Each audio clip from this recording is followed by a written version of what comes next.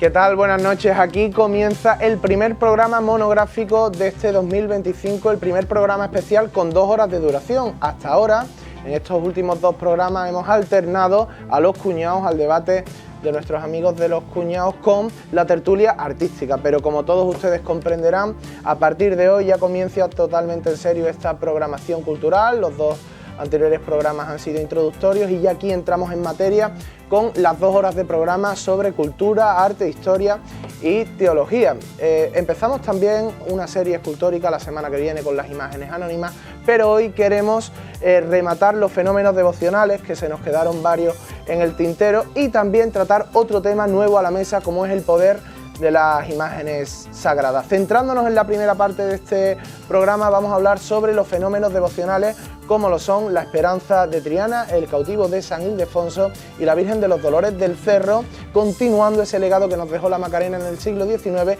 y llegando prácticamente hasta finales del siglo XX. También habrá tiempo de tertulia, de opinión, aquí en 101, para debatir sobre cómo influyen las modas a estos fenómenos devocionales. Y como decíamos, en la segunda parte nos espera un tema interesantísimo como es el poder de las imágenes desde su origen. Pero eso será ya en el segundo hemisferio de este programa. Nolasco, ¿qué tal? Buenas noches, ¿cómo estás? Buenas noches, Curro. Bueno, hoy corporativo, ¿no? Con los colores de este nuevo plato cada vez más cerca de la Cuaresma. Efectivamente, así es.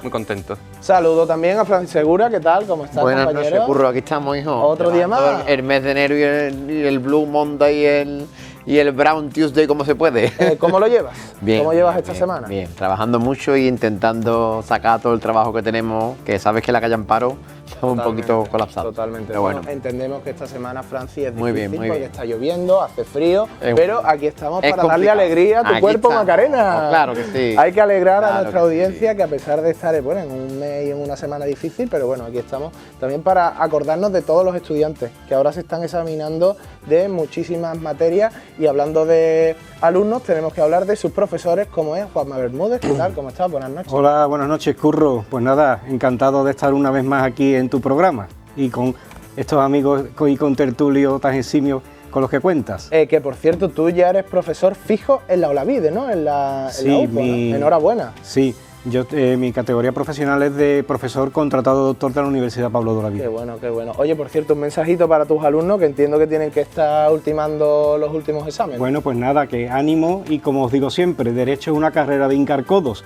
pero que nada es insalvable, con el esfuerzo que siempre tiene su recompensa. Oye, Nolasco, me encanta cómo Bermúdez poco a poco se va sintetizando y se va adaptando a los códigos de vestimenta de este programa. Se ha olvidado ya de la corbata, lo próximo Sí. va a ser verlo como una riñonera.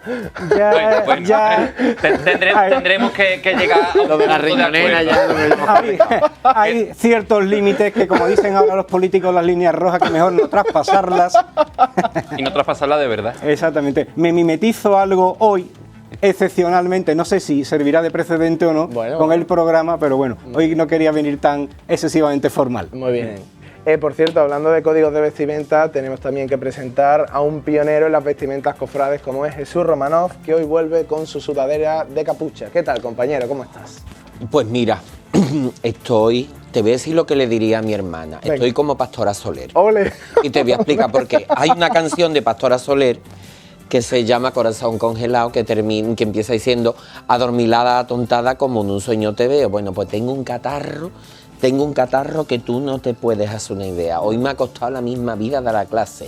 Yo estaba ahí explicando el sesenio y a mí me iba a dar algo, de verdad. Así que nada, hoy estoy aquí haciendo un gran esfuerzo. Bueno, en primer lugar, muchas gracias, Jesús, por hacer este esfuerzo. Mi pregunta es, ¿cómo has cogido este catarro? Si yo te lo contara. En una fiesta el sábado. Pero En una fiesta el sábado, que era el cumpleaños de un buen amigo, de mi amigo José Javier, que era su cumpleaños. Felicidades, José, uno de los grandes vestidores de Sevilla, por cierto, que viste a las titulares de mi hermandad, Carmen Rosario Santa Catalina, que viste a Heliópolis, que viste una de las vírgenes de Juan de Astorga, la de San Ildefonso.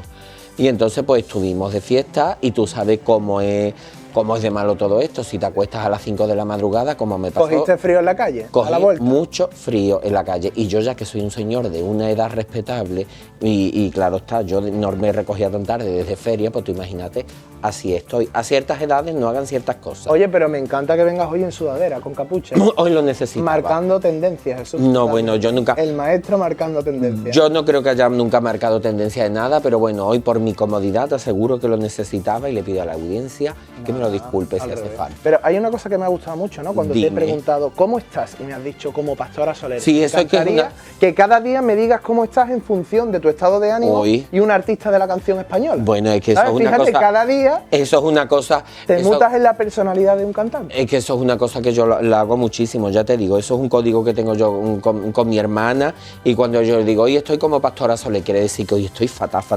Bueno, pues esperemos que No porque Pastora Soler esté fatal, que es de mi cantante preferida, pero como esa canción empieza diciendo todo eso, pues digo, así estoy yo. Bueno, entiendo que cuando algún día digas que estás como Mónica Naranjo, será el mejor día de tu historia, ¿no? Pues depende de la canción de Mónica. Bueno, porque sí, se me ha Depende venido un de- título a la memoria. ¿Cuál que de ella? Es complicado, ¿no? No se puede decir, estamos todavía en horario. Perra enamorada. Tú lo has dicho. Espera, también hay otros, los días de buen día.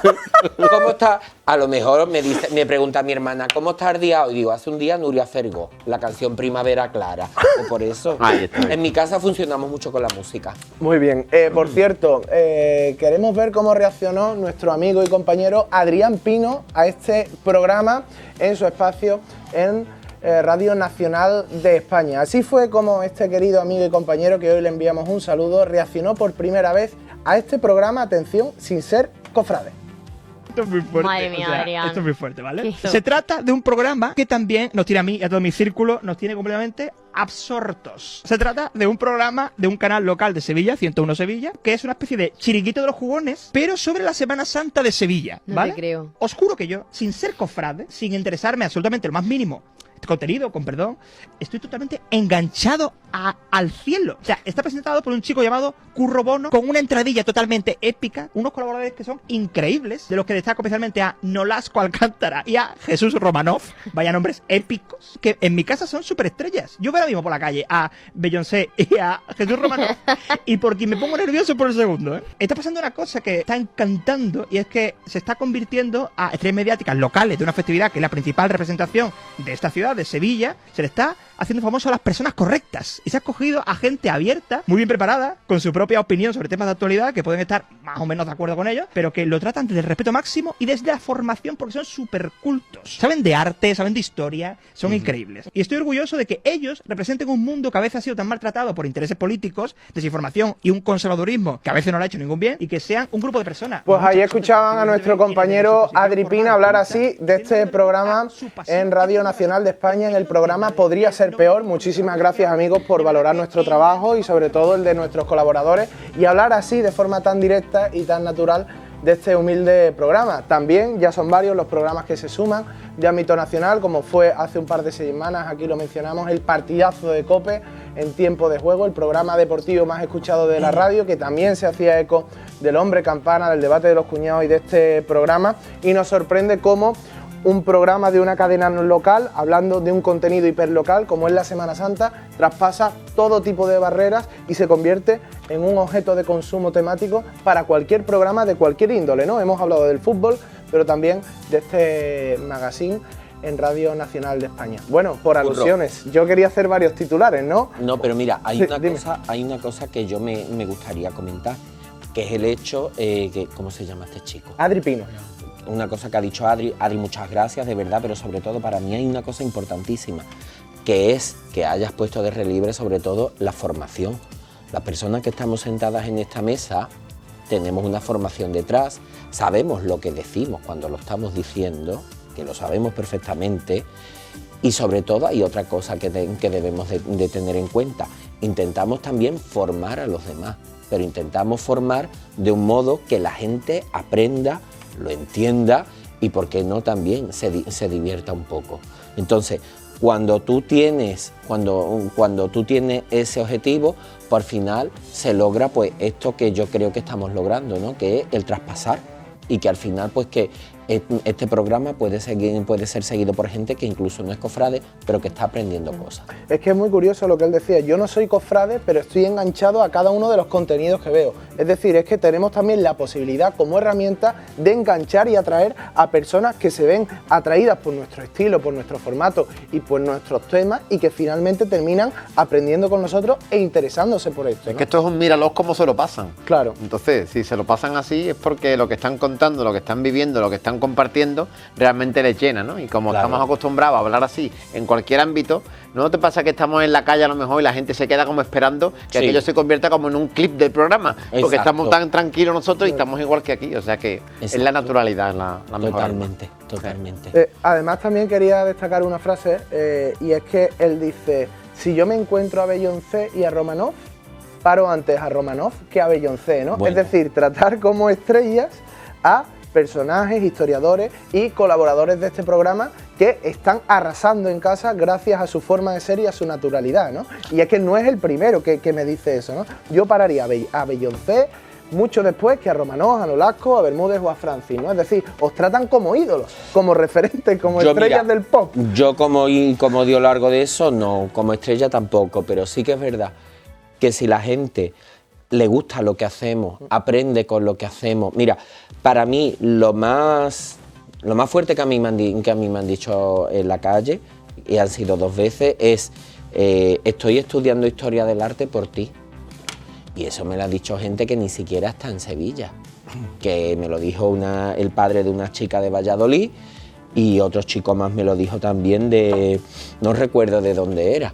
O sea, estoy leyendo, me acuerdo una vez que me paró un costalero, un tío enorme, y me dice, estoy empezando a leer cosas gracias a todo lo que estáis dando lo que estáis haciendo en el programa. Es decir, si estamos consiguiendo que la gente se interese por leer, se interese por estudiar y vea más allá, oye, pues bendito sea Dios. Pues nada, Adri, estás más que invitado a este programa para que conozcas a tus ídolos y sobre todo puedas preguntarle lo que estimes oportuno y vivas esta experiencia. Que Sí. Al fin y al cabo esto no deja de ser una experiencia sensorial donde tú entras por esa puerta y al menos durante 2 horas te olvidas de tus problemas, Y no sabes lo que va a de ocurrir. tus preocupaciones y no sabes Exactamente. cómo vas a terminar. Porque aquí se puede terminar de cualquier forma, ¿verdad, Fran? Totalmente, hijo, sí. Que por cierto, mira, me acaba de enviar un mensaje Víctor Fernández y me dicen, esto es en directo, a las 9:40 de la noche.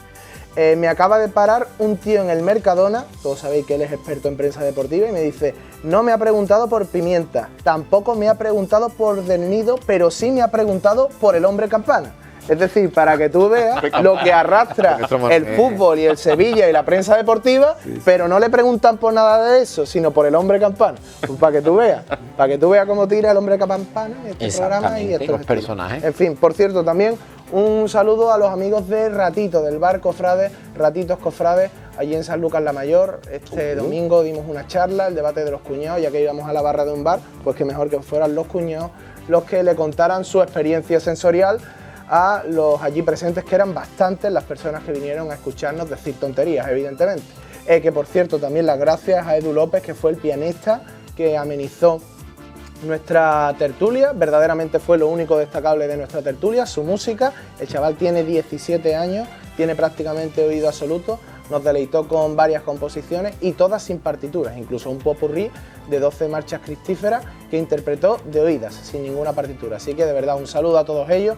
Nos regalaron también un nazarenito en forma de incensario, pero Juan López Vela le ha gustado tanto que se lo ha quedado en su casa, así que nada, un placer, muchísimas gracias. Vamos a comenzar ya este programa, estos contenidos devocionales, pero esta sección y sobre todo esta tertulia artística está patrocinada por Vísperas Cofrades, el gran concierto que se celebrará el próximo 22 de febrero y reunirá a las grandes bandas de la capital, no solo andaluza, sino de todas las ciudades, como puede ser Rosario de Cádiz, Pasión de Linares, Paso y Esperanza de Málaga, Las Cigarreras y también otras formaciones granadinas como La Estrella o El Despojado de Granada, además de San Isidro, Armilla y por supuesto el gran poder de esta misma localidad. Así que este espacio lo patrocina Vísperas Cofrades.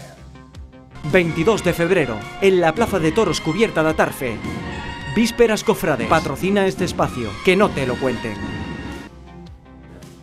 Pues ahí lo tienen, Vísperas Cofrades, que se celebrará en la Plaza de Toros Cubierta de del municipio de Atarfe. Hace unos instantes hemos tenido aquí a su hermano mayor, al hermano mayor de la Hermandad del Huerto de Granada, que es quien organiza todo este macro certamen, muy similar a la magna de bandas que esta casa organizó Grupo Mundo hace exactamente un año. Se habían quedado huérfanos en Granada de este espectáculo y han continuado esa idea.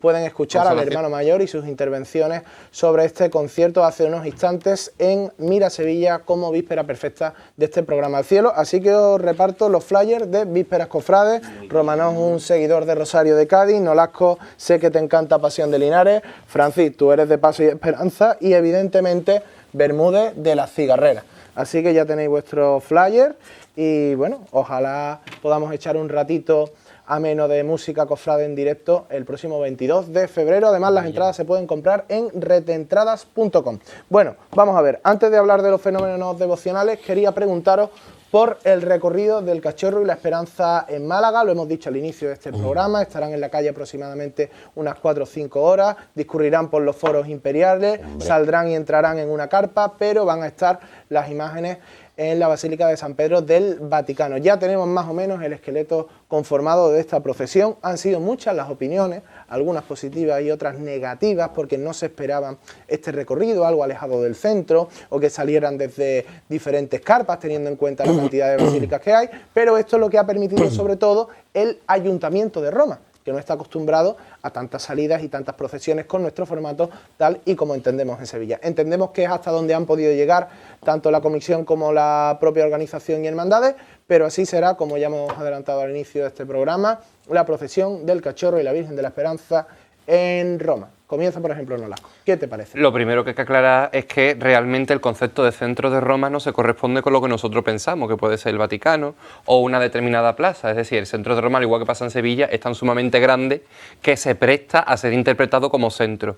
Y es verdad que van a recorrer una parte muy señera dentro del espíritu netamente romano. Es decir, el catolicismo reconocemos a la Plaza de San Pedro como el epicentro de la devoción, pero los romanos tienen su catedral, que es San Juan de Letrán. Exactamente. Y sin embargo por ahí no pasa. Y sin embargo el foro sí es un lugar, nunca mejor dicho, de encuentro. Un foro ha quedado en la sinonimia como un lugar de encuentro, y en este caso nunca mejor dicho para este encuentro de la religiosidad de las hermandades.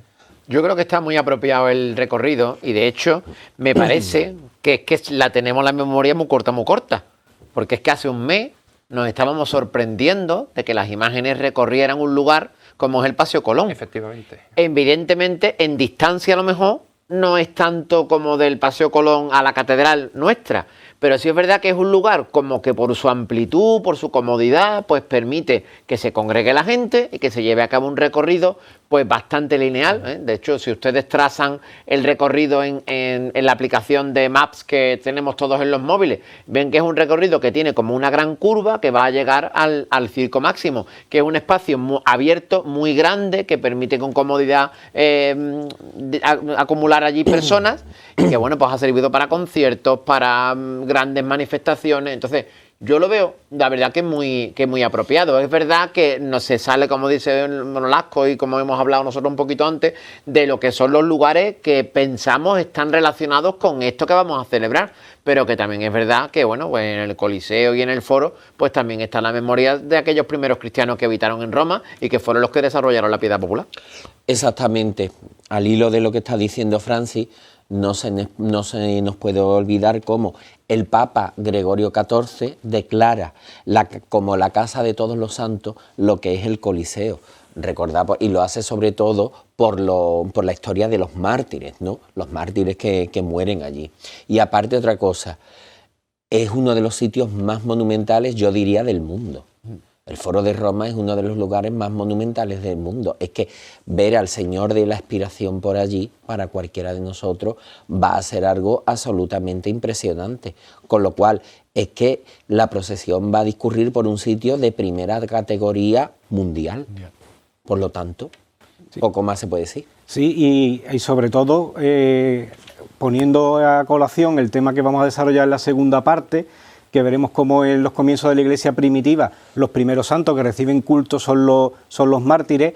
El mártir es aquella persona que llega a entregar su vida por no renegar de la fe en Cristo y en la cruz de Cristo. Y precisamente Sevilla va a llevar a Cristo en una cruz al lugar donde esas personas dieron su vida por el Señor. Se cierra un círculo ahí devocional. No olvidemos que, a fin de cuentas, esta procesión no es algo meramente artístico, que esta procesión, el sentido que tiene es cómo se celebra la devoción por el pueblo cristiano en una determinada zona, en este caso, como puede ser España, puntualmente Sevilla, Málaga, León, alrededor de nuestras sagradas imágenes. Entonces, el simbolismo, la carga esa simbólica que va a tener el que esta procesión vaya al Circo Máximo es absoluta.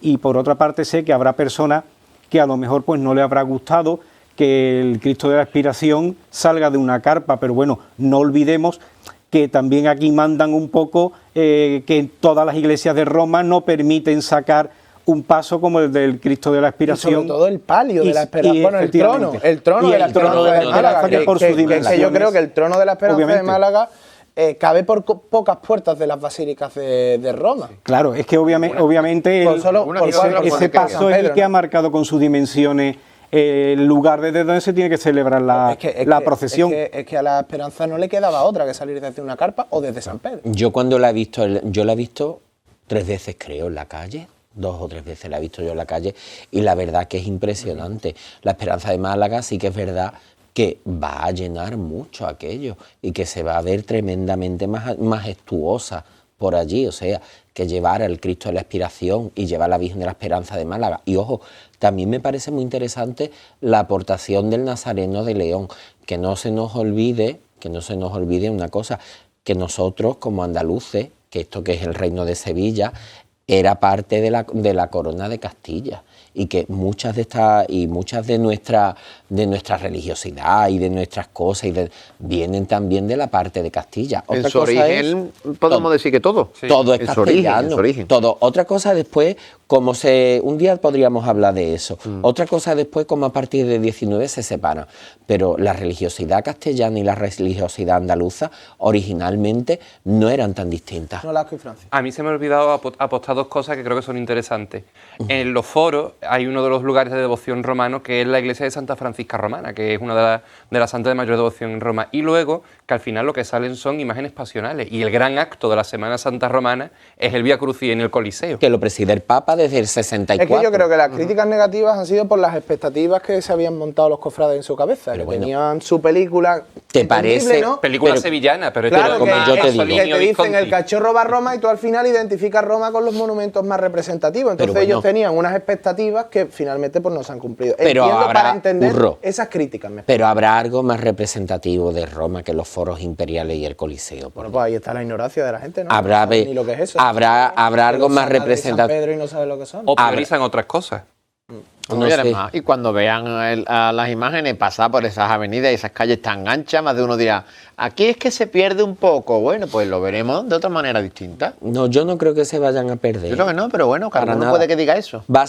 Es que va a ser algo totalmente distinto. Además, a ver, nosotros tenemos aquí al ladito nuestra, una cosa como lo que vamos a ver, pero en pequeñito. Todos los años en Santiponce, la Hermandad del Nazareno y Nuestra Señora del Rosario, que es la patrona de Santiponce, una hermandad que los titulares, la Virgen es de Martínez Montañés, Casina, y el Cristo, que tiene una categoría enorme en Nazareno, todos los años se realiza el Vía Crucis por el anfiteatro de Itálica. Todos los años, ¿eh? Y te aseguro que es de los actos cofrades más bonitos que se pueden ver.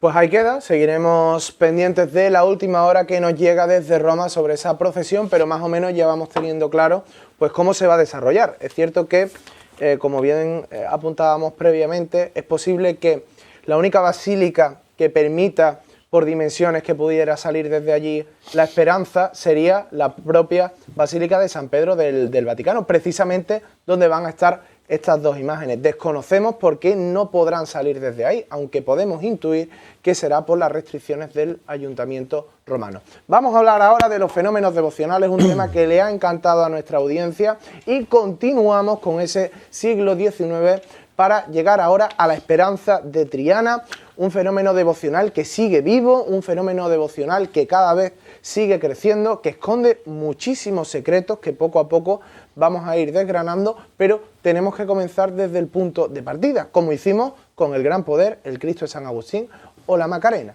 es decir, el momento en el que comienza ese fenómeno devocional y estalla completamente esa devoción de la Esperanza de Triana. ¿Cuándo comienza la irrupción de la dolorosa trianera? Jesús Romano. Bueno, para empezar tenemos que decir cómo la Hermandad de la Esperanza de Triana es tremendamente antigua también, ¿vale? Tenemos que hablar cómo las primeras noticias que tenemos de esta hermandad son ya del siglo XVI. Y a partir de aquí sí que es verdad que va a vivir una etapa de auge durante la Edad Moderna. Sobre todo esta etapa de auge durante la Edad Moderna viene por el empuje de la carrera de India. Date cuenta, el sector de la marinería se va a vincular a la Hermandad de la Esperanza de Triana. De hecho, hay una cosa muy curiosa, hay una historia bastante curiosa que me cuenta Ignacio Sánchez Rico, en el que me dice que hubo una especie de intento de cambio de la vocación de la Virgen de la Esperanza para que se llamara Nuestra Señora de Bonanza. Recuerda que este lugar está es asociado a la carrera por San Lucas de Barrameda. El caso es que afortunadamente pues la Virgen queda con su nombre. El caso es que la Esperanza de Triana durante el siglo XIX pues le va a pasar en ese aspecto justo lo contrario a lo que hemos dicho de a la Macarena y al Gran Poder. Es decir, mientras que la Macarena y el Gran Poder han hecho su cambio en el 18 a las parroquias, la Hermandad de la Esperanza Triana lo va a pasar muy mal durante los procesos desamortizadores del siglo XIX. El caso es que ya a finales del siglo XIX la hermandad ya está recompuesta, ya empieza a salir a la calle, se incorpora a la madrugada y a partir de ahí es el pistoletazo de salida y es cuando, digamos, que se consolida la devoción actual que nosotros conocemos. Claro, porque la Esperanza de Triana llegó a salir con el cachorro en el siglo XIX, ¿no? Esos juegos de imágenes a nosotros nos parecen muy pintorescos, pero que era una cosa muy habitual, porque las imágenes servían al culto y al fin que tenían con la hermandad que estaba dispuesta o preparada para sacarla. Sí, la Virgen estaba en San Jacinto, entiendo. Claro, las imágenes iban usándose por las hermandades que podían en ese momento, lo mismo que se prestaban un paso, un vará, una jarra o un candelabro, si había una imagen de mérito que se podía sacar, pues la imagen se sacaba. Que no era como ahora que nosotros decimos, imposible que una imagen de una hermandad la saque la otra. Bueno, pues antes eran mucho más generosos y mucho menos adeptos al escándalo que nosotros. Llegó a ser la Virgen del Patrocinio, ¿no? No exactamente. Bueno, no. Procesionó. ¿Cómo? En el lugar de. En el lugar. Pero Efectivamente. date cuenta que a finales del siglo XIX, en la Hermandad del Cachorro ya hay una inquietud por el cambio de la imagen, que esto no va a llegar hasta los años 20 cuando se vaya a cambiar por la señorita. Entonces, en esa inquietud ven a la Esperanza de Triana, que estaba, digamos, la fisonomía que tenía la Esperanza de Triana era, digamos, más decimonónica, más a la moda de aquel momento, más al gusto de aquel más cercana, momento. como yo ya propuse en su momento cuando la atribuí a Petroni. Es bastante más cercana. Sin embargo, hay una cosa que también tenemos que tener en cuenta. Un segundito, Bermúdez, no sé si quería apuntar algo más de este capítulo. Sí, antes estamos hablando de fenómenos devocionales a nivel de la ciudad de Sevilla, de toda la ciudad, pero creo que es de justicia también reconocer que la Virgen de la Esperanza posiblemente era un referente devocional de Triana antes de incluirse en el Viernes Santo madrugada en las cofradías que procesionaban a la catedral. Como saben todos nuestros televidentes, Triana tenía su Semana Santa propia. Señor. Procesionaban y hacía estación de penitencia a la Real Parroquia de Santa Ana. Entonces, no podemos hablar hasta bien entrado, hasta final del siglo XIX, de la Esperanza de Triana como fenómeno devocional a nivel de la ciudad, pero eso no quita que sí era un referente devocional en la propia Triana, que como los términos históricos que se denominaba al barrio, collación y guarda de Sevilla. Entonces, ¿por qué? Pues porque es que esa hermandad durante el siglo XVII y XVIII fue una hermandad muy potente. Tened en cuenta que estaban vinculados a dos de los gremios de mayor poder adquisitivo que podían existir entonces en el barrio, los ceramistas y los mareantes. Por tanto, era una cofradía de un poder adquisitivo amplio, parece ser que tenía un buen patrimonio. De hecho, al final del XVIII, principio del XIX, comienza la construcción de un templo propio y lo termina, que lo bendice en 1816, que es la Capilla de los Marineros. Y ese dato te da un punto de la relevancia que tendría en la sociedad de la época esa hermandad y del potencial, evidentemente, que tendría, que se traduce también en un potencial devocional. Francis. Es llamativo eso de la capilla, porque mientras que en la calle Paje del Corro la Hermandad de la Encarnación está viviendo una debacle y se está sometiendo a la crisis más grande, una capilla en plena calle Larga, sin estar asociada a un hospital, que era el sistema, digamos, habitual de los templos, una hermandad se decide a construir una capilla, no pequeña, por cierto, aunque nos pueda parecer pequeña, pero para la época no. ¿A que no, verdad? Exactamente, una capilla que era bastante amplia y pegada a los muelles. Que era importante, o sea que ahí había un mantenimiento económico que eso permitía que la capilla se pudiera levantar. La pena fue que la desamortización llegó inmediatamente y ya le dio los golpes. Es que eso es un desastre. Y hay otra cosa que también tenemos que tener en cuenta, lo que es la propia imagen en sí. Hay una serie de circunstancias que hace que la fisonomía de la imagen varíe. Entonces, esta variación es lo que hace que la imagen tome ese tipo, esa fisonomía tan castiza que tiene en la actualidad. Entonces, ¿qué es lo que pasa? Que el pueblo también es verdad que va a empezar a identificarse bastante con ella. En la época, después Castillo hará a la Virgen del Dulce Nombre, pero es la época en la que empiezan a gustar, dentro de todo lo que son los nacionalismos y este tipo de cosas que se reflejan en el arte, cómo empiezan a reflejarse la mujer morena. Claro. el catecismo. Moro, como se llama. Eso gracias a la Exactamente. restauración de Ordóñez en 1913, por ejemplo. Es que el proceso es más complejo. Es que el proceso es bastante. Sumativo. Es algo que más poco a poco. El proceso es bastante más complejo. Lo cierto es que realmente el hecho es que la imagen se convierte en una gran devoción. Y aparte, tú solo te tienes que dar cuenta de una cosa. En los años 20, cuando la Virgen va a la exposición del 29, o sea, cuando la Virgen va a la exposición del 29 en la parroquia del Salvador, ahí no llevaron cualquier cosa. Entonces, la Virgen va con su palio y con su manto de olmo, que estamos hablando de uno de los grandes, talleres de la ciudad en aquel exactamente. momento, con la dirección de Recio, director de... Ahí tenemos que ir. Es decir, la figura de Recio en la Hermandad de la Esperanza de Triana como asesor artístico y diseñador de la misma, ¿no? Que yo creo que también es fundamental, ¿no? En Llamado comprender por la estética actual de la hermandad. Bueno, la actual llamado. no. La actual no. La actual es una cosa... Una recreación de aquel momento. Pero sobre todo la actual, mira, yo siempre digo que la Hermandad de la Esperanza Triana está viviendo su edad de oro ahora y somos unos afortunados en verlo. Y la estética de la hermandad actual se debe a un grupo de personas en los que está Javier Hernández, Ignacio Sánchez Rico, Javier Sánchez de los Reyes, que lo que hacen es beber de sus propias fuentes, reinterpretarlas y darle una vuelta de tuerca. Entonces, este grupo de personas, que lógicamente ha habido más, ¿vale? Pero este grupo de personas han demostrado algo que para mí es importantísimo, que no hay mayor éxito que ser uno mismo. Pero si ese ser uno mismo, tú sabes darle esa vuelta de tuerca y ese toque culto y exquisito, pues ahí lo tienes.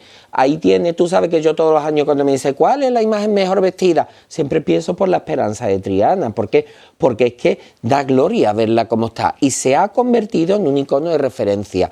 Y se ha convertido en un modelo a seguir en todos los aspectos. En vestimenta, en la propia imagen en sí. La propia imagen es bastante La Virgen Morena copiada. guapa, es que yo creo que sigue mucho los cánones estéticos de la actual sociedad. Es que la sociedad se identifica con la Esperanza de Triana Sí, mucho. y cumple los gustos actuales de la sociedad, ¿no? Vamos, actuales y antiguos, como hemos dicho, desde principios del siglo XX es una imagen que va a gustar mucho y que va a llamar poderosamente la atención. ¿Y qué más hace Recio? Porque estamos hablando también en la otra jornada de Rodríguez Ojeda en la Macarena, pero bueno, Recio diseña muchas de las piezas de la Esperanza de Triana, aprovecha la cerámica como elemento decorativo de esta cofradía, es decir, quiero hablar un poquito de Recio, que evidentemente lo tapó Ojeda por lo que fue Ojeda, pero también ayudó mucho a esta hermandad. Bueno, son fenómenos un poco que están en la misma línea, ¿no? De hecho, lo bueno, ha dicho Jesús, lo estaba pensando mientras que él lo comentaba, ¿no? Nuestros amigos, ¿no? Javi y Nacho han sabido recomponer ese legado y darle un nuevo sentido.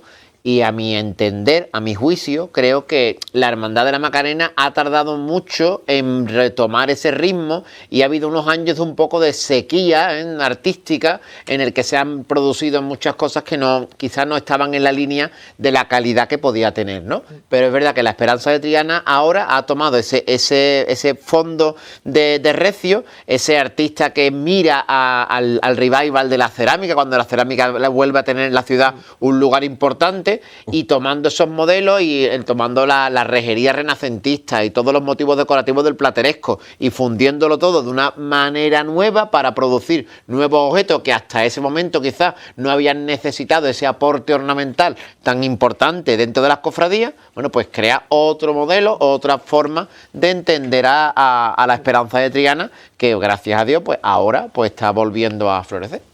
Sí, hago un breve paréntesis en el tema artístico, que luego le cedo la palabra a Nolasco para que siga, si quiere, con el tema de Recio. Pero un apunte que ha quedado ahí un poco por encima, pero que es que creo que es importantísimo. Decíamos antes cómo la devoción se concentra en el barrio de Triana. Esa incorporación al Viernes Santo madrugada en 1889 hace que la ciudad de Sevilla descubra a esa hermandad tan importante que tiene en Triana. Es que es una hermandad que se presenta con dos imágenes titulares de una categoría impresionante, como el Santísimo Cristo de las Tres Caídas y la Virgen de la Esperanza. Descubren, digamos, a esa hermandad que evidentemente no estamos hablando de la Sevilla del siglo XXI, donde hoy nos desplazamos con facilidad a todos sitios. Semana Santa en Triana, en un amplio porcentaje, seguramente sería más bien para los trianeros y alguna persona de otro barrio que se quisiera desplazar a verla. Entonces, ya a nivel de toda la ciudad, es que la Esperanza de Triana se planta además en la noche grande de la ciudad, en la Catedral de Sevilla, la noche del Viernes Santo madrugada, donde, digamos, es las horas centrales más destacadas. Y evidentemente, dado que,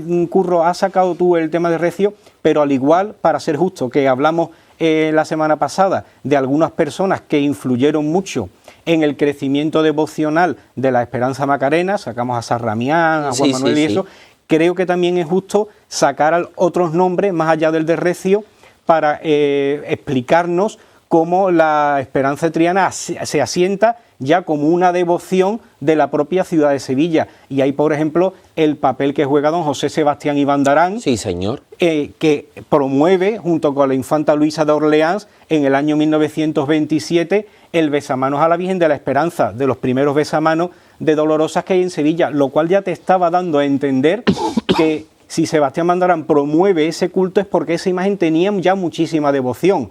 Atrae a los Montpensier a la hermandad, y la infanta Luisa de Orleans, que creo que la nombran además camarera honoraria, también potencia mucho el culto y es que se expanda la devoción a la Virgen de la Esperanza. Y para rematar mi intervención, como ha dicho antes muy bien Jesús, la participación de la Esperanza de Triana en la exposición mariana que se hace en el año 1929 es lo que yo creo que ya rompe con la eclosión devocional a nivel de la ciudad, que la ciudad, cuando ve esa imagen impresionante ya restaurada por Ordóñez con los rasgos actuales que tiene, ese palio, ese manto y evidentemente esa belleza que va derrochando, pues hace que la ciudad de Sevilla se enamore de la Esperanza de Triana. Y también la puesta en escena. La puesta en escena es fundamental en concebir y en entender lo que significa la Esperanza de Triana. Evidentemente la belleza castiza, su historia, su patrimonio, pero es que la puesta en escena es fundamental porque, por ejemplo, encontramos una hermandad sin complejos que mantiene las esquinas cuando prácticamente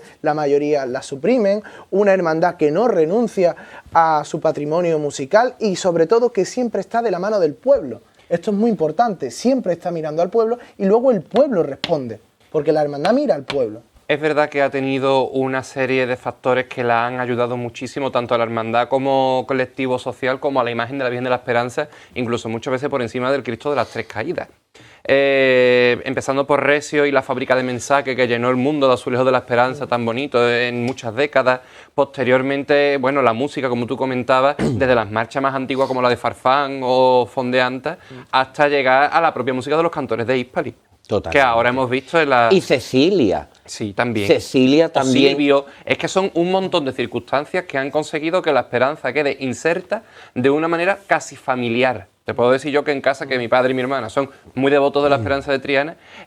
Mi padre hablaba esta tarde, cuando le dije que íbamos a comentarlo aquí, este miércoles, de no solo de la belleza castiza, sino de la mujer madura. E incluso a mis alumnos en clase dice, maestro, es que está guapa, es que parece que tiene los ojos pintados. Y le digo, no es que los tenga pintados, es que está hecha a conciencia de la moda del siglo XX, donde ya estamos conviviendo con imaginería que tiene 300, 200 años y con una nueva producción que ha resumido toda esa escuela. Y de ahí sale el éxito de la Esperanza, unido a los más media, la televisión, las radios, las redes sociales. Ahora. Por supuesto. La hermandad con más seguidores.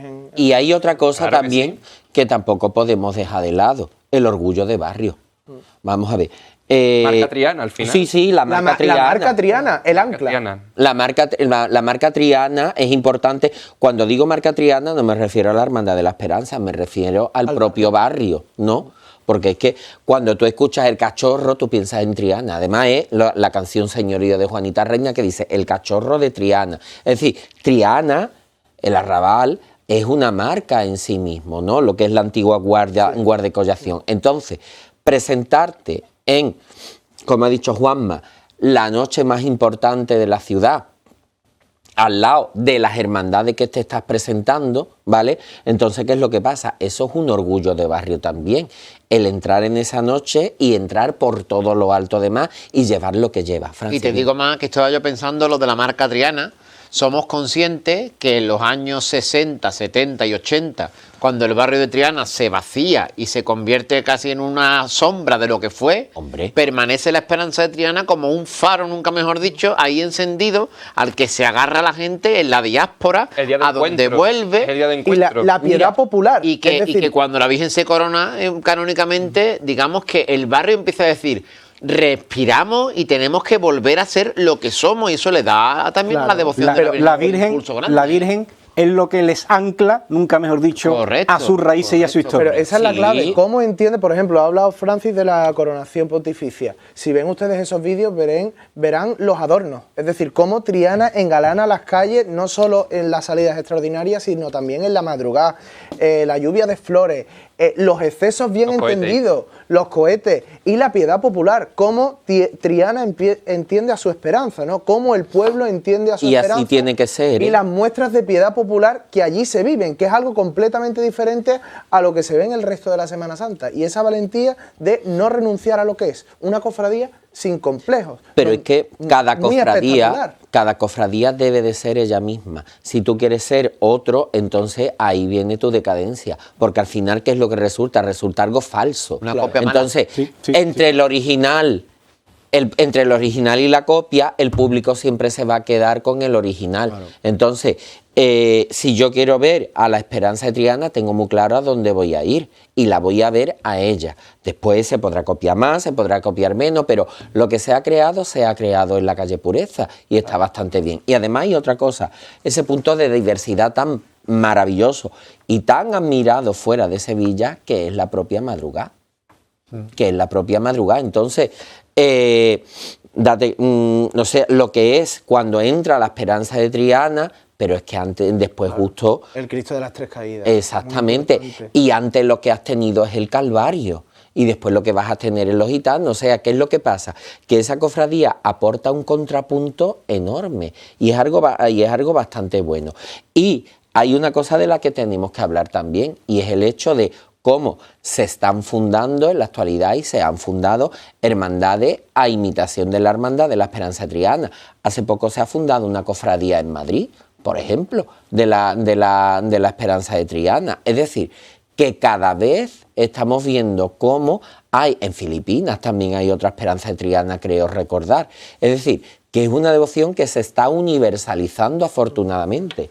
Y a diferencia de otras devociones, como comenta Jesús, ha mantenido su ancla, nunca mejor dicho, con sus raíces. Yo quiero recordar a nuestros espectadores que una copia de busto de la Esperanza de Triana y una Inmaculada con su cara navega en el Juan Sebastián Elcano alrededor del mundo. Claro. Una copia muy bonita con un manto verde, es decir, que ha seguido manteniendo esa devoción marinera, que es la Virgen Marinera de Triana, por encima de la Virgen del Carmen, porque el hecho marinero del Carmen es algo relativamente moderno. Es de la Reina María Cristina. Efectivamente. Luego, el otro día hablábamos del folclore de la Macarena. ¿Cuál es el estilo en la calle de la Esperanza de Triana? Yo podría definir el estilo de la Esperanza de Triana en la calle como la naturalidad de la gente normal. Perfecto. Es que la naturalidad de la Esperanza de Triana es que conecta mucho con el pueblo en la calle. Sí. Es que es brutal. Tenéis que ver ustedes las caras de la gente cuando pasa la Esperanza de Triana, ¿no? Sí. Es que es un auténtico torbellino de emociones y sensaciones y además un palio vivo. El movimiento de las esquinas, de los costaleros. Es que es efectivamente una experiencia sensorial que debe venir acompañada de la devoción, pero es que arrolla, y se ha visto en la Magna eso muy bien. Hay una conexión brutal entre el pueblo y lo que son las andas de la Virgen. Vamos a decir, por esos movimientos, las flores, la música, la bambalina, los borlones que llevan, el movimiento que él tiene el paso. Es decir, se busca que la interconexión de lo que es el paso, lo que es la imagen de la Virgen, con el pueblo que la está contemplando. Claro, ahí se crea una magia que eso es muy importante. Es lo que dice Ignacio Sánchez Rico, él lo dice siempre, es el elogio de la desmesura. Sí. Es decir, es algo tan popular, pero a la vez tan culto y tan exquisito que tiene ese resultado. Porque ahí, ese paso de palio que estamos viendo, ahora mismo estamos viendo la cara de la Virgen de la Esperanza de Triana, pero cuando estáis viendo ese paso de palio, que ahora sí lo estamos viendo, en el que está la cera magníficamente dispuesta, las flores impecables, la vestimenta de la Virgen que no se le puede poner un pero. La excelencia que están encontrando. Nada está puesto porque sí, nada se deja al azar, sino que está todo pensado, calculado, milimetrado. ¿El resultado cuál es? ese éxito. Es más, en este programa se criticaban mucho los excesos hace unos meses, pero es que el caso de la Esperanza de Triana, a mí me preguntaban, bueno, ¿y no criticáis los excesos de la Esperanza de Triana?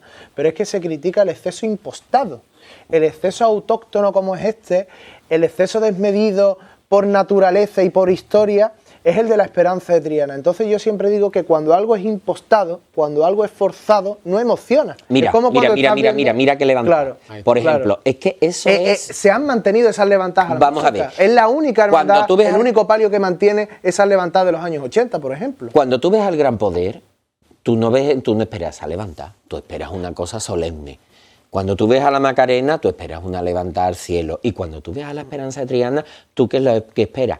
Eso, porque eso es la esperanza, eso es su barrio. Y eso es lo que el barrio de Triana quiere, lleva, exporta. Por lo tanto, y además, Curro, hay dos conceptos que parecen sinónimos pero son distintos.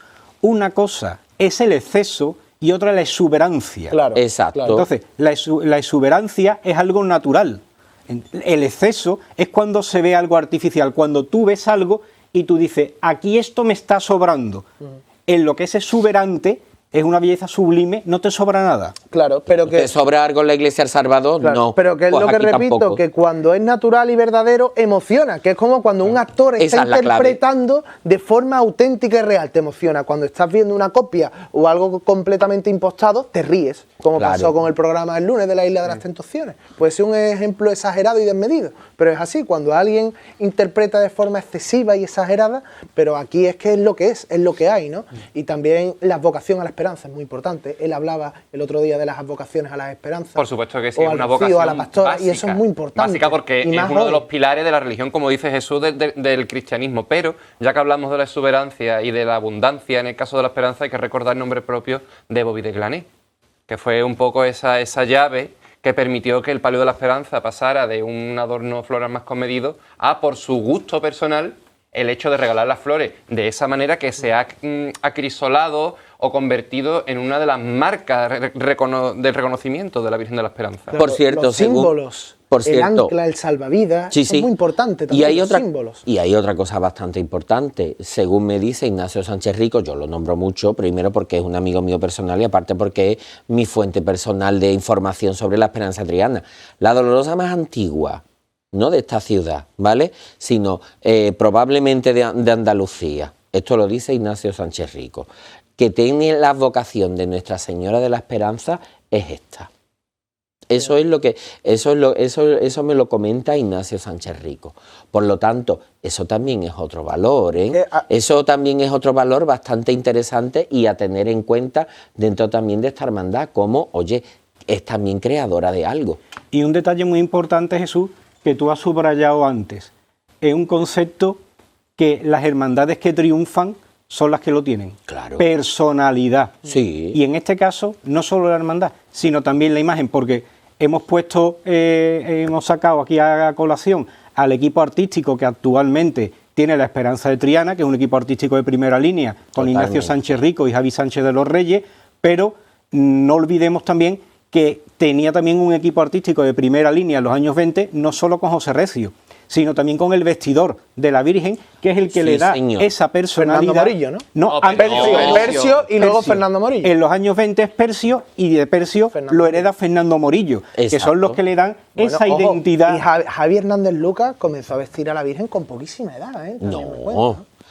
Bueno, ¿qué edad tenía Yo creo Javi? que sí, ¿no? Pues a mí me cuenta. Él lleva vistiendo... No, él empieza... Javi ayudaba desde muy... claro. Yo sé lo que tú me quieres decir. Javi ayudaba desde muy joven a Fernando Morillo. Claro. Él estaba con Fernando y él es discípulo de Fernando porque aprendió de él a hacer todo lo que hace. Después hay otro vestidor. Hay otro vestidor y después quien viene es Javi. Y entonces Javi da lo más de lo más. Claro. Además hay otra cosa que yo siempre lo digo. Una cosa que se nota también es el amor y la devoción que le pone a su arte. Porque para vestir una virgen no solo hay que tener mucha devoción, y la mucho amor. discreción. Sí, Ojo, también la discreción es muy que importante. es importante, ¿eh? Pero para vestir una virgen no solo hay que tener amor y devoción, también hay que tener arte. Porque algunas veces con nuestro amor y nuestra devoción es mejor que recemos el rosario. Totalmente. Entonces, ¿qué iba yo a decir que no es mentira? Él pone al servicio de su devoción todo su arte.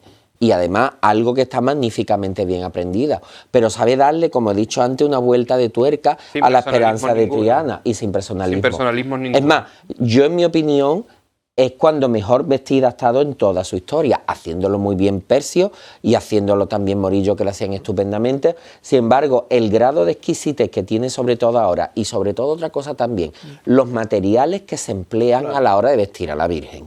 En los años 60, todas, Todas llevaban cualquier cosa. O sea, tú veías encajes muy buenos, mantos muy buenos, sayas muy buenas, joyas muy buenas y encajes reguleros. Entonces, que eso era una cosa en la que me insistía siempre a mí mucho Luis Becerra, que me decía, un encaje bueno, tú no te pones unos zapatos malos con un traje bueno, digo, por lo que y me decía, pues los zapatos son lo mismo. Y él me dijo a mí una vez, tú no te pones un chándal con un abrigo de visión. Digo, exactamente. Claro, correcto. Que Francia, una cosa, entiendo que en todo este icono y esta devoción también ayuda mucho en el momento actual la excelencia y el ajuar de la Virgen, ¿no? Que se está restaurando, renovando y adquiriendo, efectivamente, y adquiriendo, ¿no? Y yo creo que eso es fundamental. Al final es una carrera ascendente que te va abriendo puertas y dando posibilidades que antes no tenías, porque todas las hermandades en esos años, pues de los 70, los 80, en los que todo iba más lento, mucho más lento que ahora, pues no podían, ni la Esperanza de Triana tampoco podía llegar a donde está llegando ahora. Lo que ha llegado, lo que tiene ahora, la época que vive ahora, que viene así de ciencia infusa, pues no, hay muchas personas que llevan toda su vida conociendo, mirando, amando a la Virgen, sabiendo lo que le va bien, lo que es propio suyo, y ahora que pueden y que la hermandad tiene una oportunidad en lo económico, en lo social, en la relevancia que tiene, en lo digital para también, llevarlo a cabo, sociales. lo digital también, pues se aprovecha y lo están haciendo pues estupendamente. Y además eso enlaza con lo que yo aporto, que no es que sea algo exclusivo de la Esperanza, pero sí muy significativo en ella, que son los donantes. Es decir, al final cuando una imagen de vestir recibe donaciones de lo que sea, ya sean flores, cera, joyas, textiles, lo que sea, eso va creando vínculos familiares porque se reconoce como algo tuyo en aporte a la imagen. Y la Esperanza está teniendo unos magníficos donantes, como el donante del puñal de pedrería, que es una de las piezas de joyería más importantes de la Semana Santa de Sevilla, o de otras muchas que son muy icónicos de la Virgen, como el camafeo del cachorro, por ejemplo. Y ya para cerrar, hoy aquí hemos hablado mucho de la estética de la Esperanza de Triana en la calle y evidentemente lo que ayuda a la cofradía es la devoción. Pero ojo, la devoción no es la cofradía. Me explico, vayan ustedes a un besamanos de la Esperanza de Triana en los 5 días que tiene y vean ustedes las colas, un besamanos. Vayan ustedes al traslado de ida a Santa Ana, que lo hace sin banda. Vean ustedes las misiones que va a hacer en Andas también. O, por ejemplo, vean ustedes los días de Setenario o de Triduo, ¿no? Es decir, que la Esperanza de Triana no solo es la cofradía, no solo es la espectacularización ni la puesta en escena, también es la devoción. Y eso es algo muy importante. Tanto es así que últimamente me fijo yo que en las redes sociales de la hermandad la Junta de Gobierno se refiere a los hermanos y a los devotos. Eso es algo que habitualmente pasa en el Gran Poder y en la Macarena. Y eso también lo están escribiendo así en las redes sociales de la hermandad, ¿no? Destacando ese culto también fundamental a la Esperanza de Triana. Francis Segura, muchas gracias. Nada, hombre. Oye, un regalo, ¿no? Hoy te tengo que hacer un regalo, ¿no, Francis? Un regalito. Bueno. Esto es la causa de la alegría. La causa de nuestra alegría, entre otras. En plan, que era esta empresa que nos ayuda tanto y que, pues, normalmente nos da un descuento que yo, como tengo la cabeza como la tengo, yo ahora mismo no me acuerdo, Curro. 12%, ahí lo estamos viendo. Pues nada, 12% de descuento en los tratamientos que nos permiten, bueno, pues devolvernos o ganar una sonrisa diferente o nueva. Toma ya. Pues muchas gracias, Francis. Nos vemos la semana que viene con las imágenes anónimas. Perfecto. Ahí lo dejo. Muy bien. Bueno, hacemos una pausa, volvemos enseguida y tenemos muchísimo de lo que hablar aquí en el cielo de 101.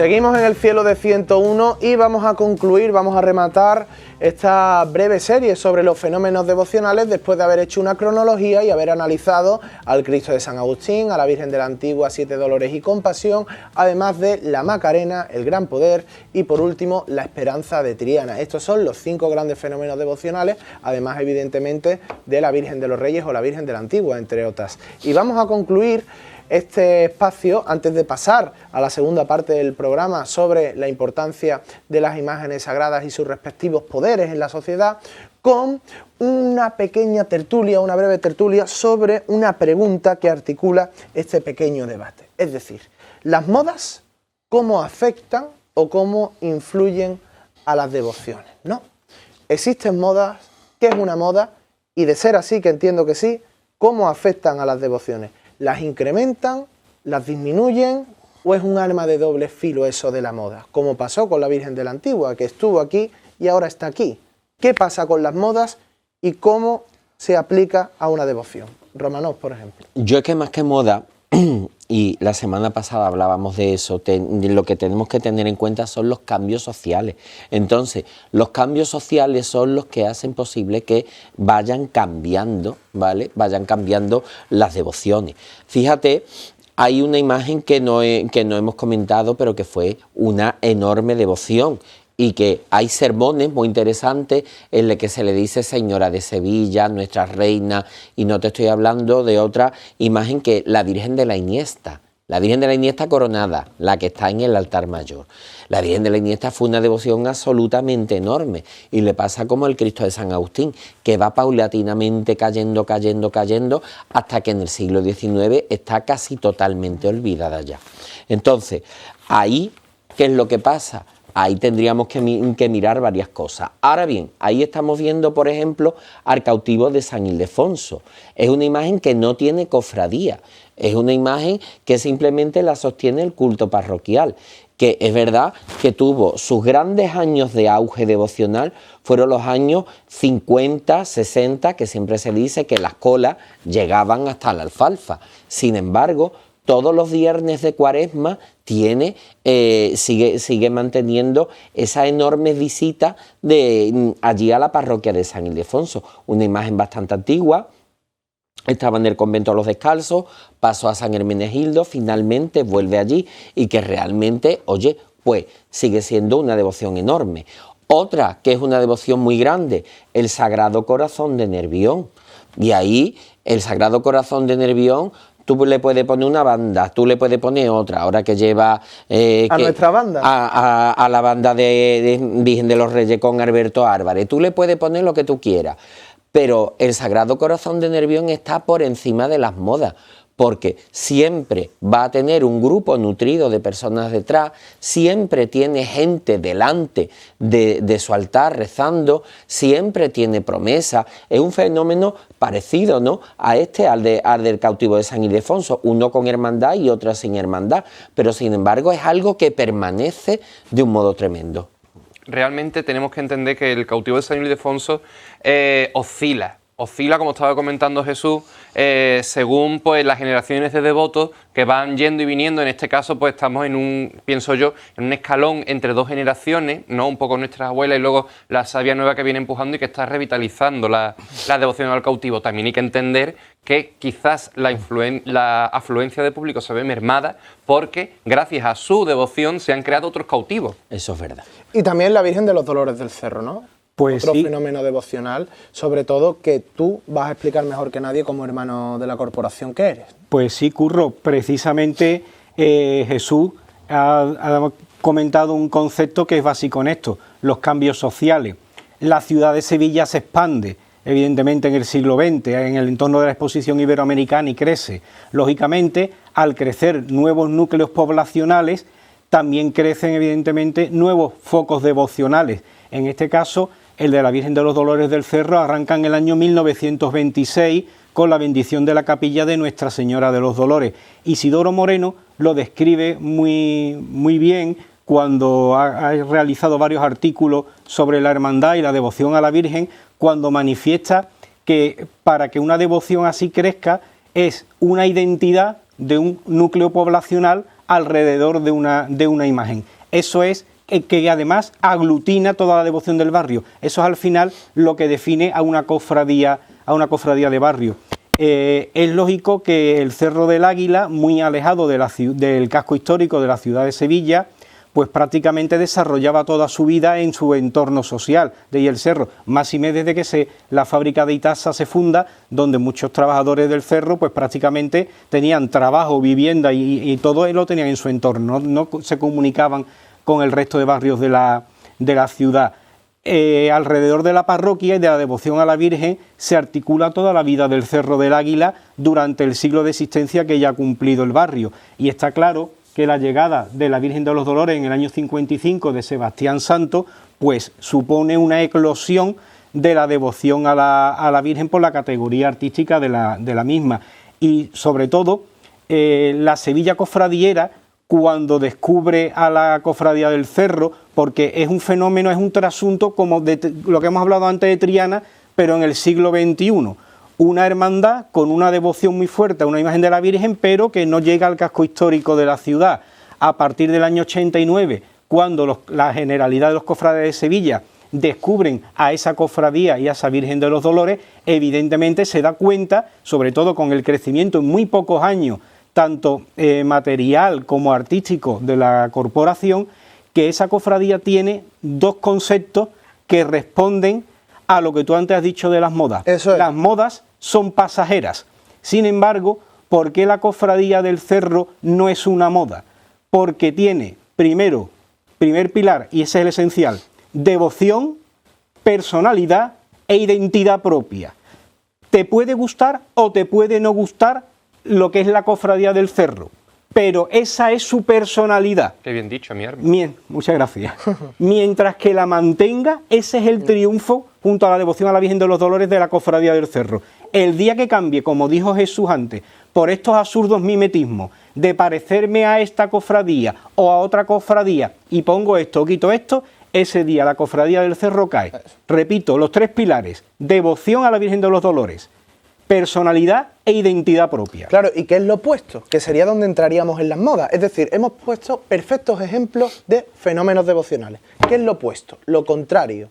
Entiendo que serían más fenómenos cofradieros en vez de fenómenos devocionales. Mira, yo te voy a comentar una cosa. Dime. A mí hay algo que me llama mucho la atención. Ahora voy a decir una cosa del Cerro, pero que no se me olvide, pero primero voy a decir esto. Eso. A mí una cosa que me llama mucho la atención del fenómeno actual cofradiero, que es misterios enormes con que tengan todo tipo de cosas, que como yo digo, cualquier día vamos a meter a Pilato en el Huerto de los Olivos. Porque es que, sí, te lo digo totalmente en serio, porque es que yo veo que en algunas ocasiones no hay una buena dirección, ya no digo artística, sino teológica, espiritual. Que se influyen por las modas, ¿no? Exactamente, entonces, misterios enormes, con banda, con costaleros, con pa'lante y para atrás, y vale, ¿y cuándo eso deja de llevarse? Y cuando eso deje de llevarse, ¿qué va a pasar con esa cofradía, con esas asociaciones, cofradías? ¿Te estás hipotecando entonces? Exactamente. Te estás hipotecando. Por lo tanto, tú tienes estímulos. Tú date cuenta de algo. En la figura de lo que es la imagen de Cristo aislada, como puede ser el cachorro, eso es algo que hoy no vende. Inconcebible. Hoy todo el mundo quiere un misterio enorme y muchas plumas. Sin embargo, y muchos olivos y muchas cosas de estas. Sin embargo, eso es una moda. Eso es una moda. Ahora bien, cuando esa moda pase, ¿qué va a pasar con eso? Eso es lo que nos tenemos que preguntar. Y otra cosa que quería yo decir del Cerro. Bueno, para empezar, a todos los que vivíamos en el distrito este, todos conocíamos siempre a la Virgen de los Dolores. La primera vez que yo escuché hablar de la Virgen de los Dolores fue yo muy chico, a mi abuela en Casna, diciéndome: en el cerro hay una Virgen que sale bajo palio en septiembre y te voy a llevar a verla. Es decir, yo que me crié en el barrio Madre Dios, 3 barrios, Pajarito, Candelaria, ¿vale? Pues para mí la Virgen de los Dolores era algo que no era ajeno, sino que todos los que vivíamos allí en ese distrito la conocíamos. Y otra cosa, la personalidad de la Hermandad del Cerro. Y Francisco Carrera Iglesias aquí ha hecho mucho.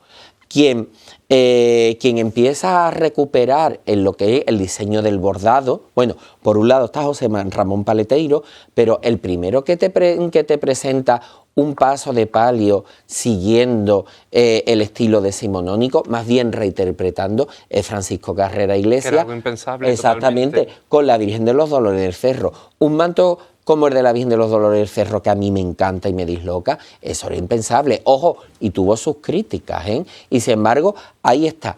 Es inconfundible, es algo de calidad. Me ha gustado mucho tanto esta respuesta de Romano sobre el cerro, que me encanta, como la que ha hecho anteriormente, de esas influencias y esas modas que están hipotecando a ciertas devociones y hermandades. Porque hay que diferenciar, lo decía yo antes con la Esperanza de Triana, aunque vaya mucha gente a ver una cofradía, eso no significa que esa imagen de esa cofradía tenga mucha devoción, porque el cautivo de San Ildefonso no sale y tiene mucha devoción. Sí, sale en Vía Crucis. Sí, pero entiéndeme, bueno, no sale Santa, sí. tal y como... Es decir, que yo creo que eso es muy importante, esa clave, ¿no? Esas modas y también esas copias.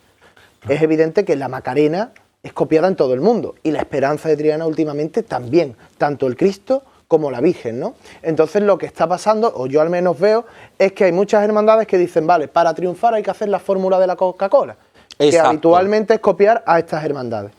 Y si no, no hay otra forma de triunfar. Pero es que lo peor de todo es que llevan razón. Porque, no.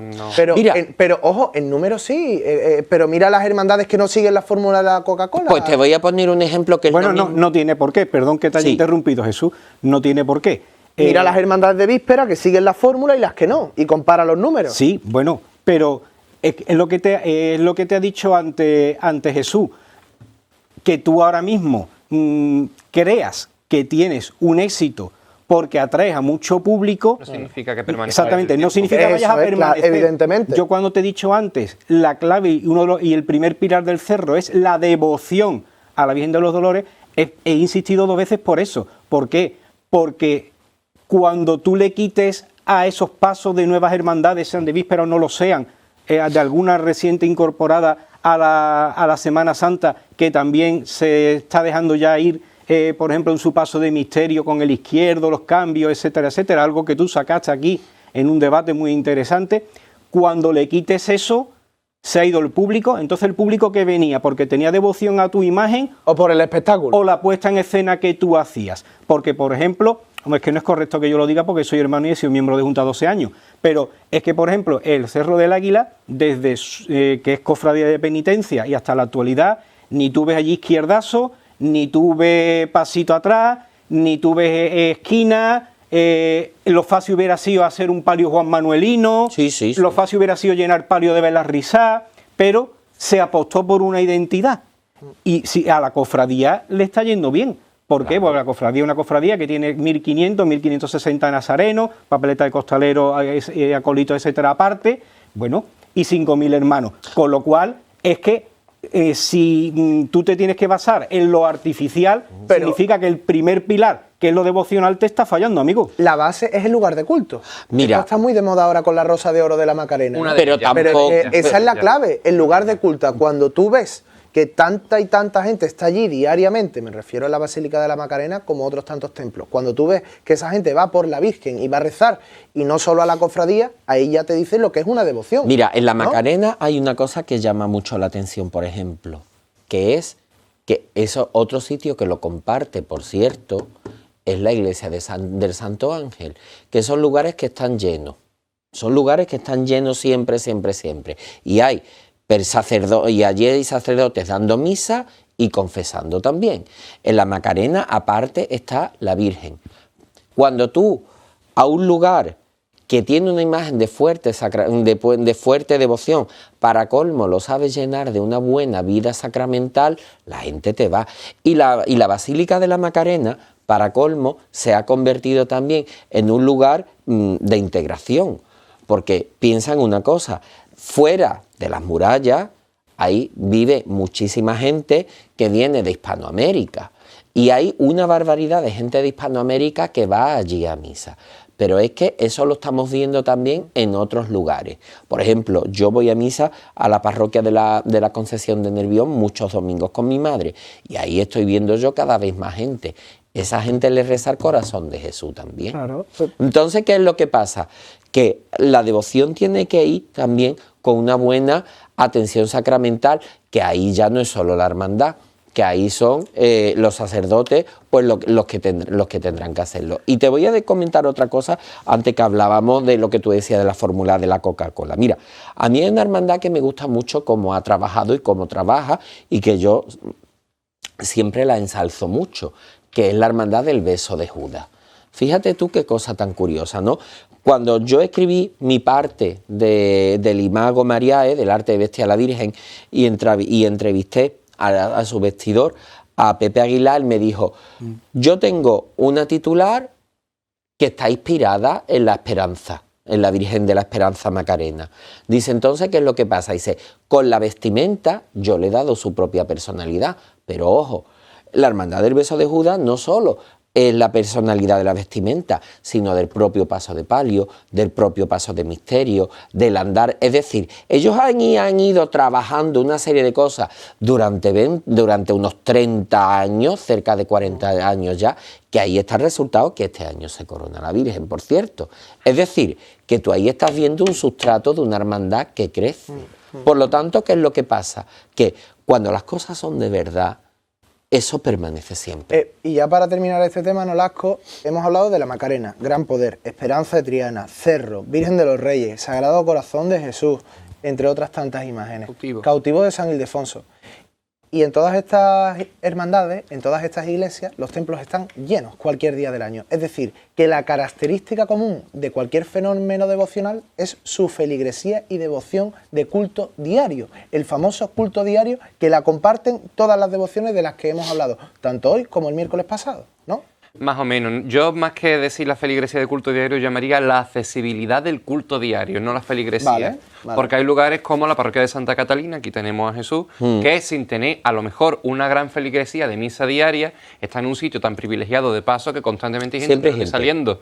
Eso se le une a devociones como la Virgen del Carmen, que es la Virgen que más altares tiene, según dice el refrán. Sí, señor. Pues se van sumando cosas. Porque, por ejemplo, en San Ildefonso, a lo mejor de misa diaria, no hay tanta gente como sería deseable. Y sin embargo, eso no significa que el cautivo pierda o gane devoción.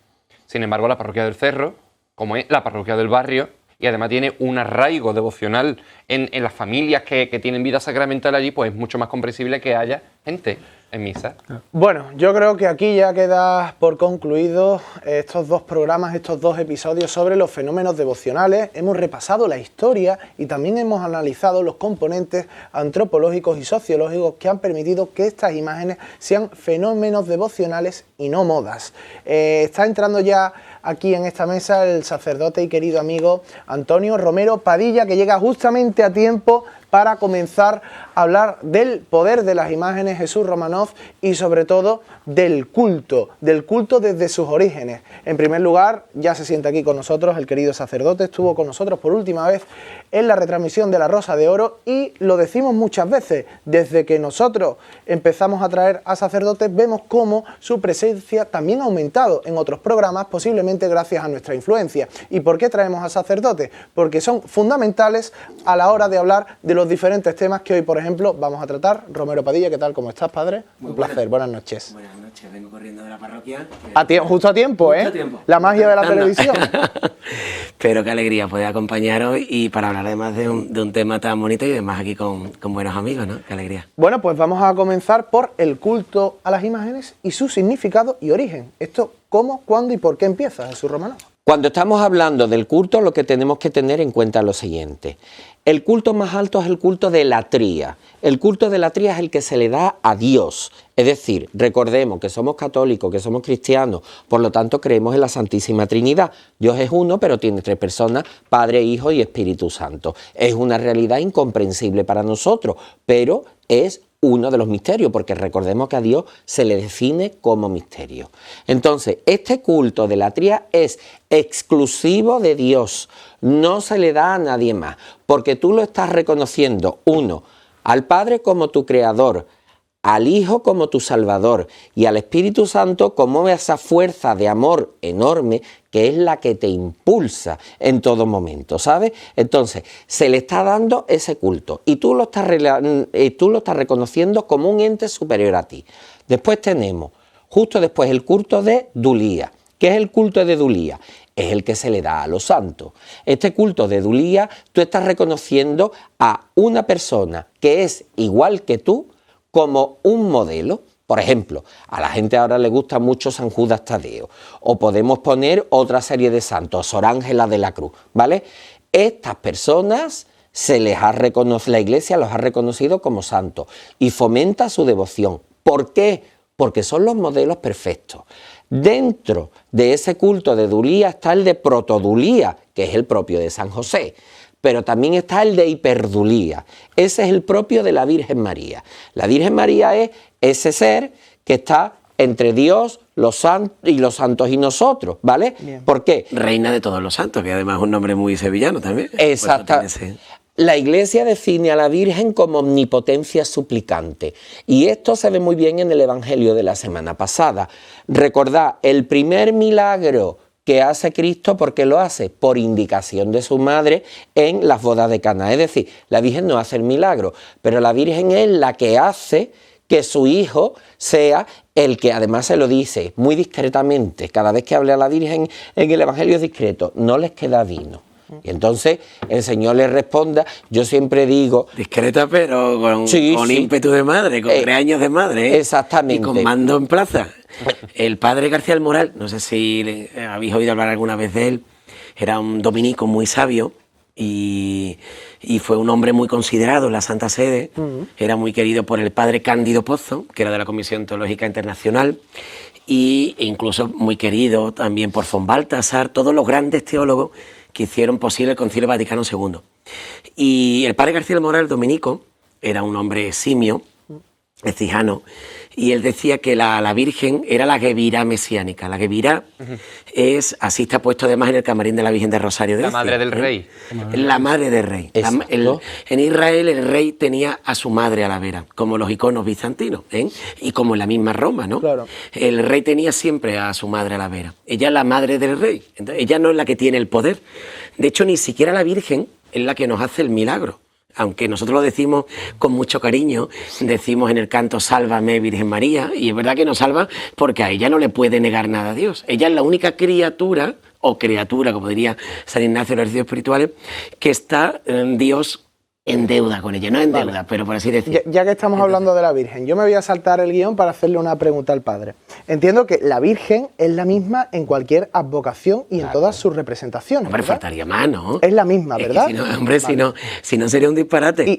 Y además, ¿sí? Esto es un ejemplo muy de niños de catequesis, y para que nos entendáis todos. Todos tenemos fotos de nuestras madres. Es muy sencillo. Tenemos fotos de nuestra madre saliendo las carretas, para Rocío, un día de feria. Tenemos fotos de nuestra madre con mantilla en Semana Santa o en la boda de un ser querido, o tenemos a nuestra madre una foto en la playa, incluso cuando antes no había tantas fotos, todos tenemos fotos, reportajes de fotos hasta desnudos, de chiquititos. Nos hacían fotos como a los niños Jesús de Montañés.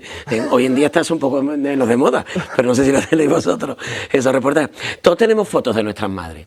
Pues las advocaciones, mucho más en los misterios de la Virgen, de su vida, y en los nombres, advocaciones, a veces son toponimias, que se llaman, a veces explican cosas, lo que se llaman etiologías, tanto en la Biblia como en los pueblos, y son nombres, advocaciones o misterios de la Virgen, por ejemplo, el de su Asunción, el de su concepción sin mancha, el de su dormición, como en el Reino de Aragón, en todo el Levante y en Italia, o en muchos misterios, en su purificación ahora para la Candelaria. Entonces, todos son nombres distintos de la Virgen, pero es la misma. Efectivamente. Yo tengo claro, evidentemente, que la Virgen es la misma, pero porque hay muchos cofrades que no creen que la Virgen es la misma. Porque bueno, yo pienso que a veces... yo lo percibo, Antonio. Entonces yo creo que si este es un programa formativo, vamos a formar, porque yo creo que si hay personas que creen que hay dos vírgenes diferentes y que no son lo mismo, vamos a explicar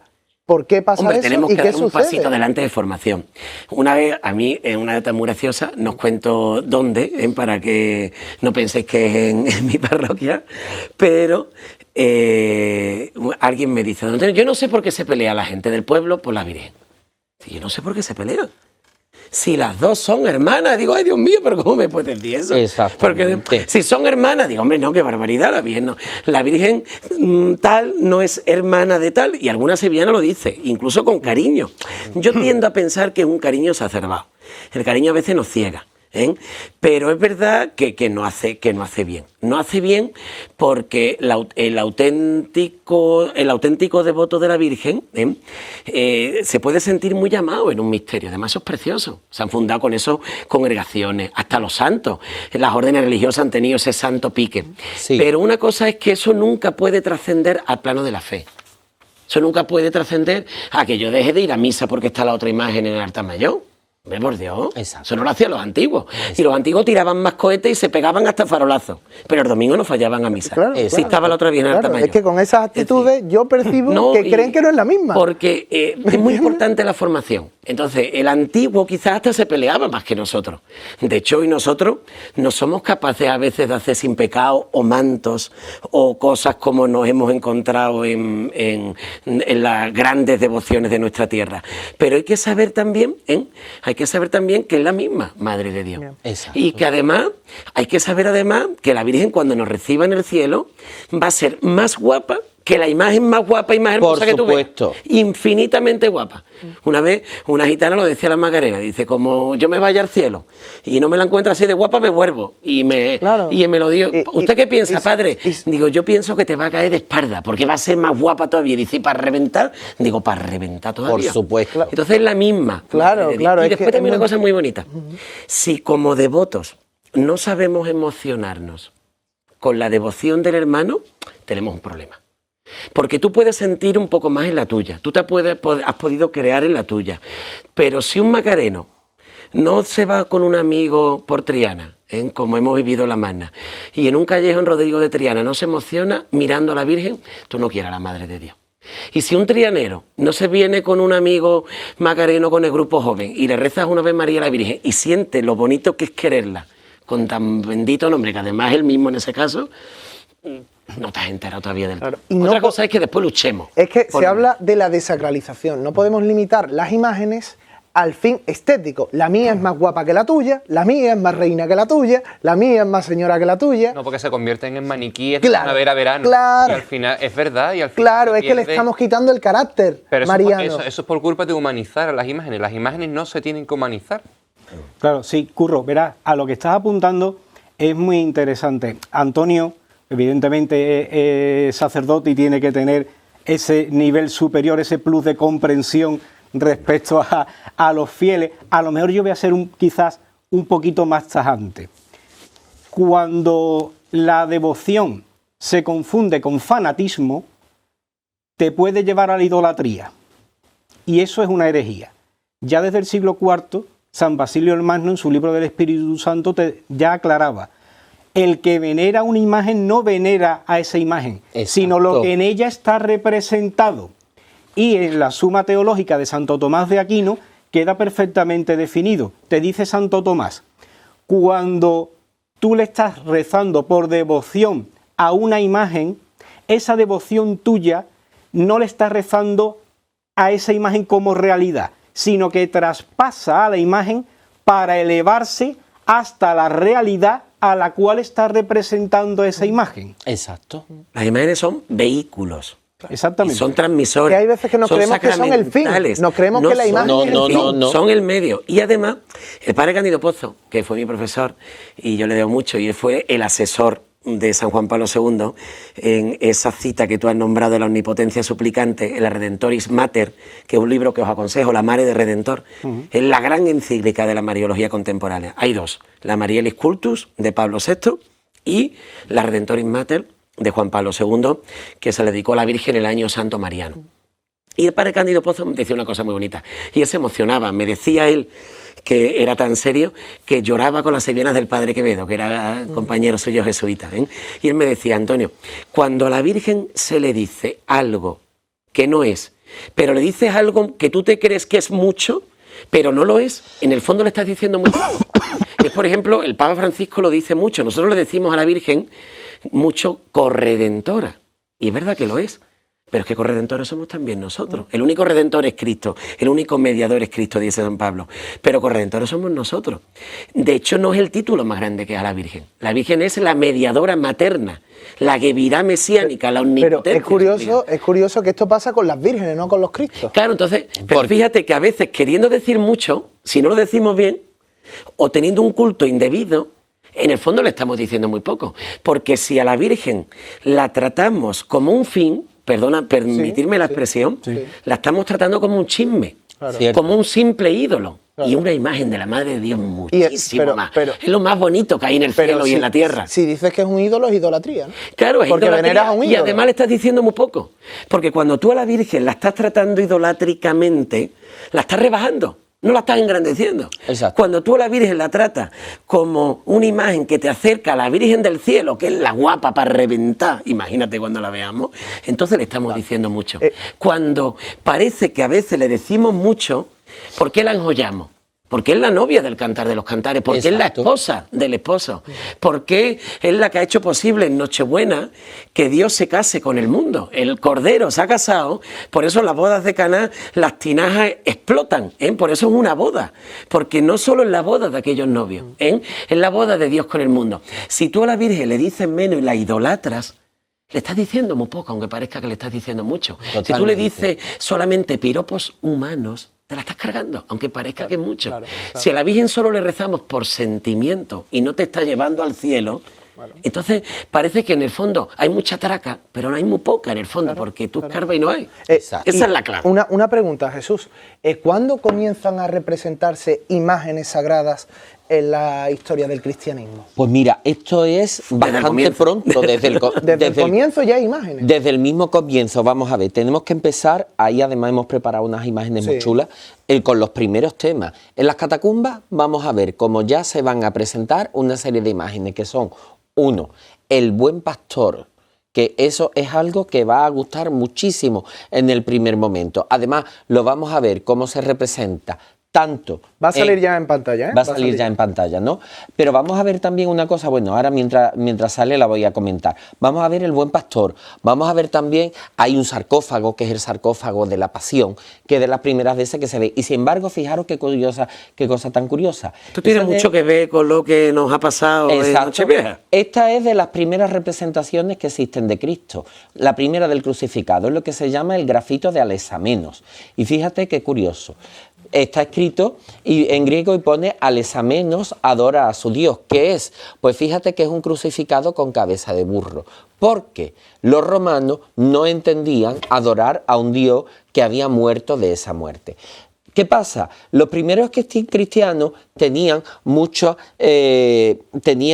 poco de no repulsa, pero sí tendría un poco de reparo de representar la crucifixión. Por eso su tema preferido va a ser sobre todo el del buen pastor. El buen pastor lo vamos a ver en pintura, lo vamos a ver en escultura y sobre todo lo vamos a ver muchísimo, muchísimo en las catacumbas. Ahí lo tienes, por ejemplo. Y además, fíjate cómo se representa a Cristo. Es un tipo de Cristo, ¿no?, bastante romano. Es decir, se lo representa bastante parecido a un Apolo. Es decir, un Cristo guapo. Un trasunto de los moscóforos, Exactamente, ¿no? El trasunto de los moscóforos. Un Cristo muy bello, muy joven, imberbe, siempre en las esculturas que ves de mayor categoría lo ves. Dice el Cantar de los Cantares. Exacto. Eres el más bello de los hombres. En tus labios se derrama la gracia, ¿no? Es la perfección. La Epifanía va a ser otro de los temas que también vamos a ver primeramente representados. Ahí ves a la Virgen con los Reyes Magos, ahí ves el sarcófago de la Pasión, como, fijaros, ahí se ve la coronación de espinas, pero fijaros cómo está puesto todo de un modo muy simbólico. Fijaros la majestuosidad y ese carácter imberbe que he dicho antes de un chico bastante joven que tiene el propio Cristo. Es decir, apunta además togado. Sin embargo, ahí vemos, bueno, yo creo que esa es una de las representaciones más bellas de Jesucristo, cuando se impone ya lo que se llama el Cristo siríaco. El Cristo siríaco, que es la imagen que nosotros vemos en la actualidad, que está tomada probablemente de la Sábana Santa. Ese Cristo barbado, con ese aire solemne. Esto se hizo Egipto. Muy hierático, ¿no? Muy hierático. Y además, fíjate, esto se hace en Egipto, en el monasterio de Santa Catalina de Sinaí. No se nos olvide que el cristianismo egipto es de los más importantes que ha habido y todavía recuerda mucho a los retratos del Fayum. Y ahí tenemos, ante Antonio lo ha estado comentando, las primeras representaciones de la Virgen. Quizás de la más antigua sea esta, la Madonna de la Clemenza. Ahora que vamos a ir a Roma con el cachorro, pues nos acercamos a la iglesia de Santa María del Trastevere. Y fijaros cómo la Virgen está sentada en un trono, además enjollada hasta las trancas. Los primeros cristianos lo tenían bastante claro, no se andaban con estos remilgos que nos andamos ahora. La Virgen siempre enjollada, desde sus orígenes. Míralo. Como lo dice el Cantar de los Cantares, como van las novias como judías, reina, ¿no? Como reina y como esposa. Porque Exacto. las esposas judías, y lo dice el Cantar de los Cantares, las joyas son el signo de los adornos de su alma. La representación, hay una especie de competición, ¿cuál es la más antigua? Si esta de Trastevere u otra de Santa Francesca Romana, que aparece en una restauración, o otra que está en el Monte Mario, que quizás sea la más antigua, del siglo V, que es para caerse de espalda. Pero la más antigua de la Virgen está en las catacumbas de Priscila.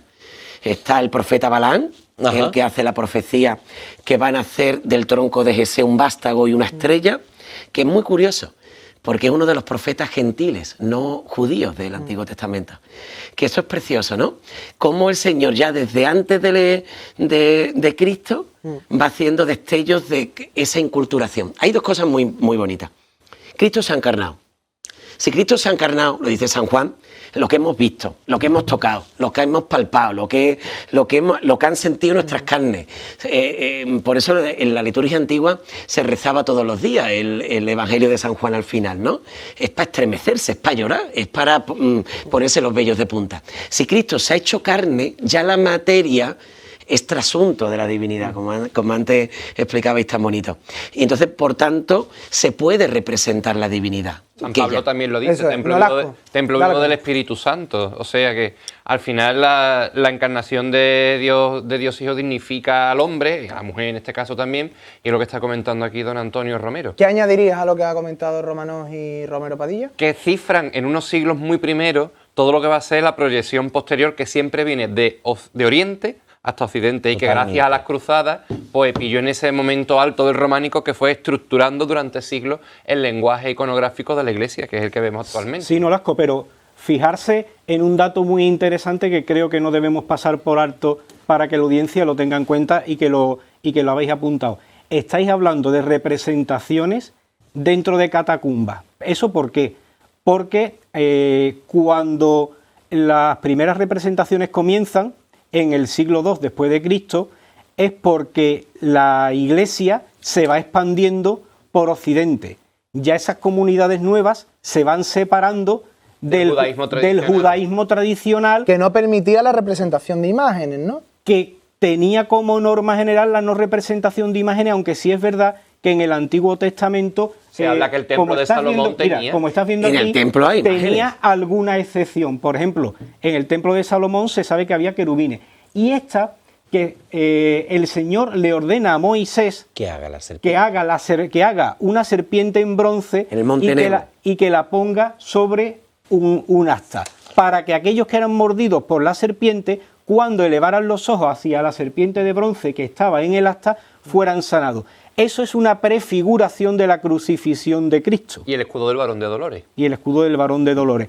Entonces, lo que hablábamos antes es porque a partir del siglo II resulta que ya... antes, en las catacumbas de Priscila, la primera representación de la Virgen es del siglo en torno Antonio. al año 40-50. Bueno, creo que un poquito más tarde, pero... No, la primera de la Virgen, además, muy esquemática. La primera que tiene una estrella en lo alto es del entorno al año 40 aproximadamente. Es muy inmediato todo. Pero fíjate, porque es que se está generalizando el que haya espacios para el cristianismo, las llamadas domus ecclesiae, efectivamente... Eso es posterior, eso del siglo II. Y las catacumbas, evidentemente, que también como espacio funerario, claro. Igual que nosotros hoy, cuando en el siglo XXI construimos una iglesia y la decoramos, pues también las primeras comunidades, cuando tenían una iglesia en el concepto de aquella época, un espacio funerario, pues también la decoraban. Y lo que te comentaba, sí, respecto a lo de la prohibición, cómo se separa los llamados judíos de la diáspora respecto del judaísmo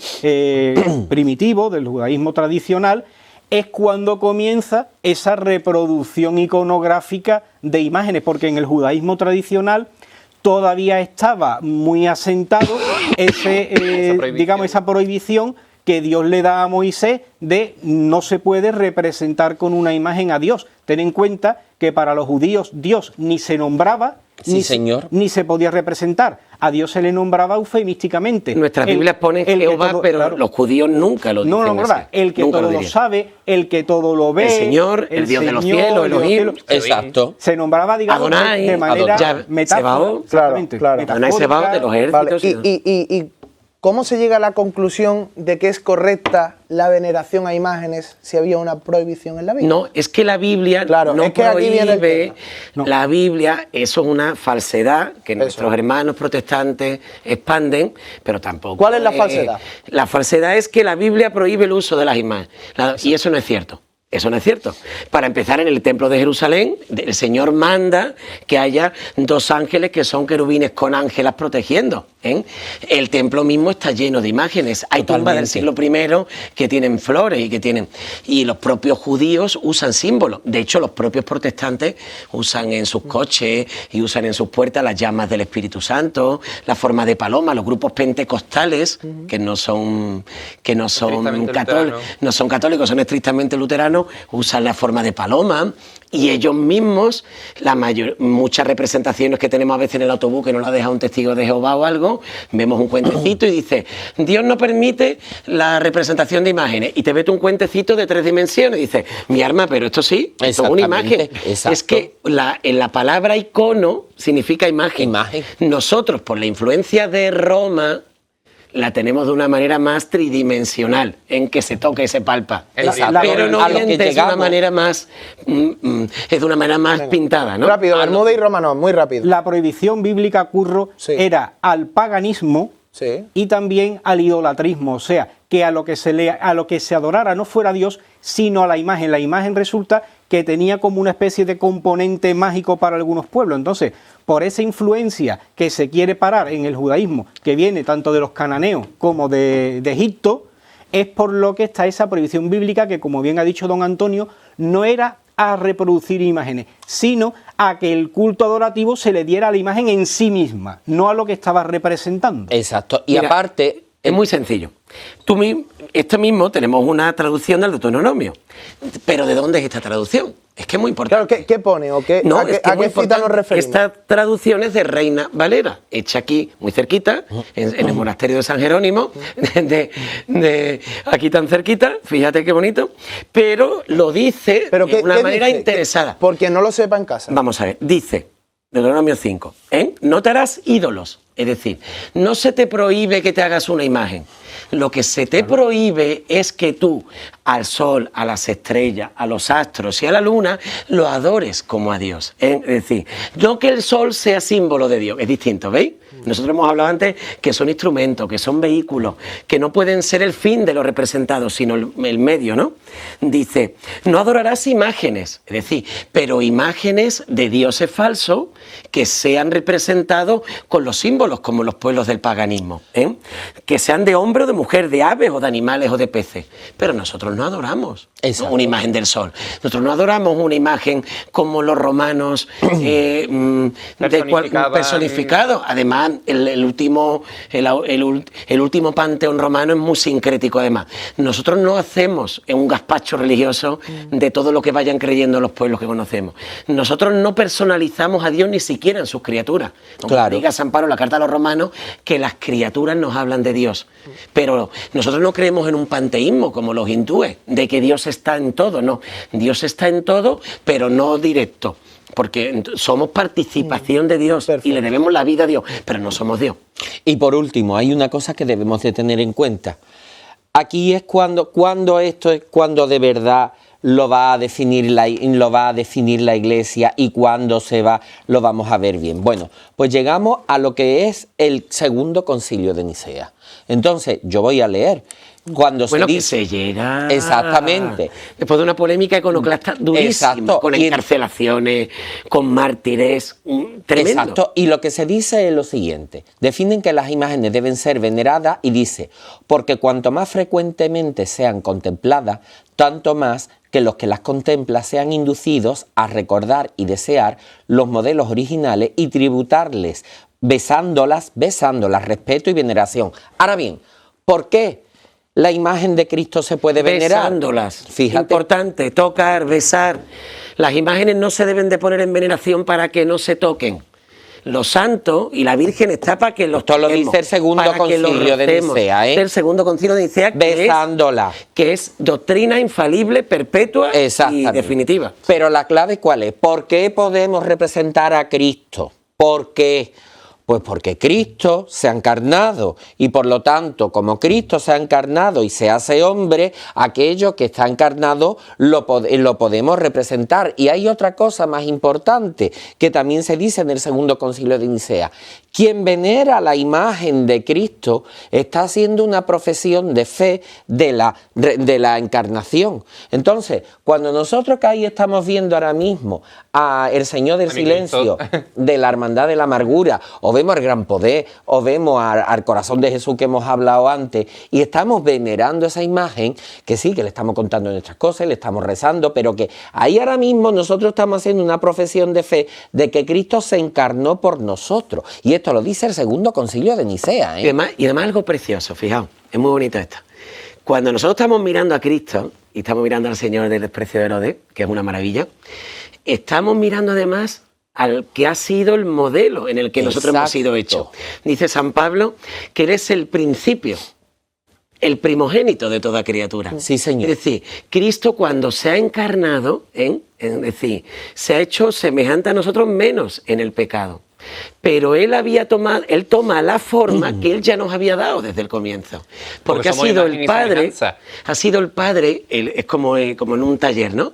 Cristo ha sido el modelo en el que el Padre nos ha hecho a nosotros. Entonces, cuando un niño sevillano o un niño cofrade está mirando al Señor, por eso las cofradías son tan importantes y por eso el señor arzobispo, que viene del norte, la saca a la calle, ¿no? No, y se da cuenta, es que esto es muy importante, porque hoy en día tenemos como una corriente de espiritualizar demasiado la fe, que además es una herejía.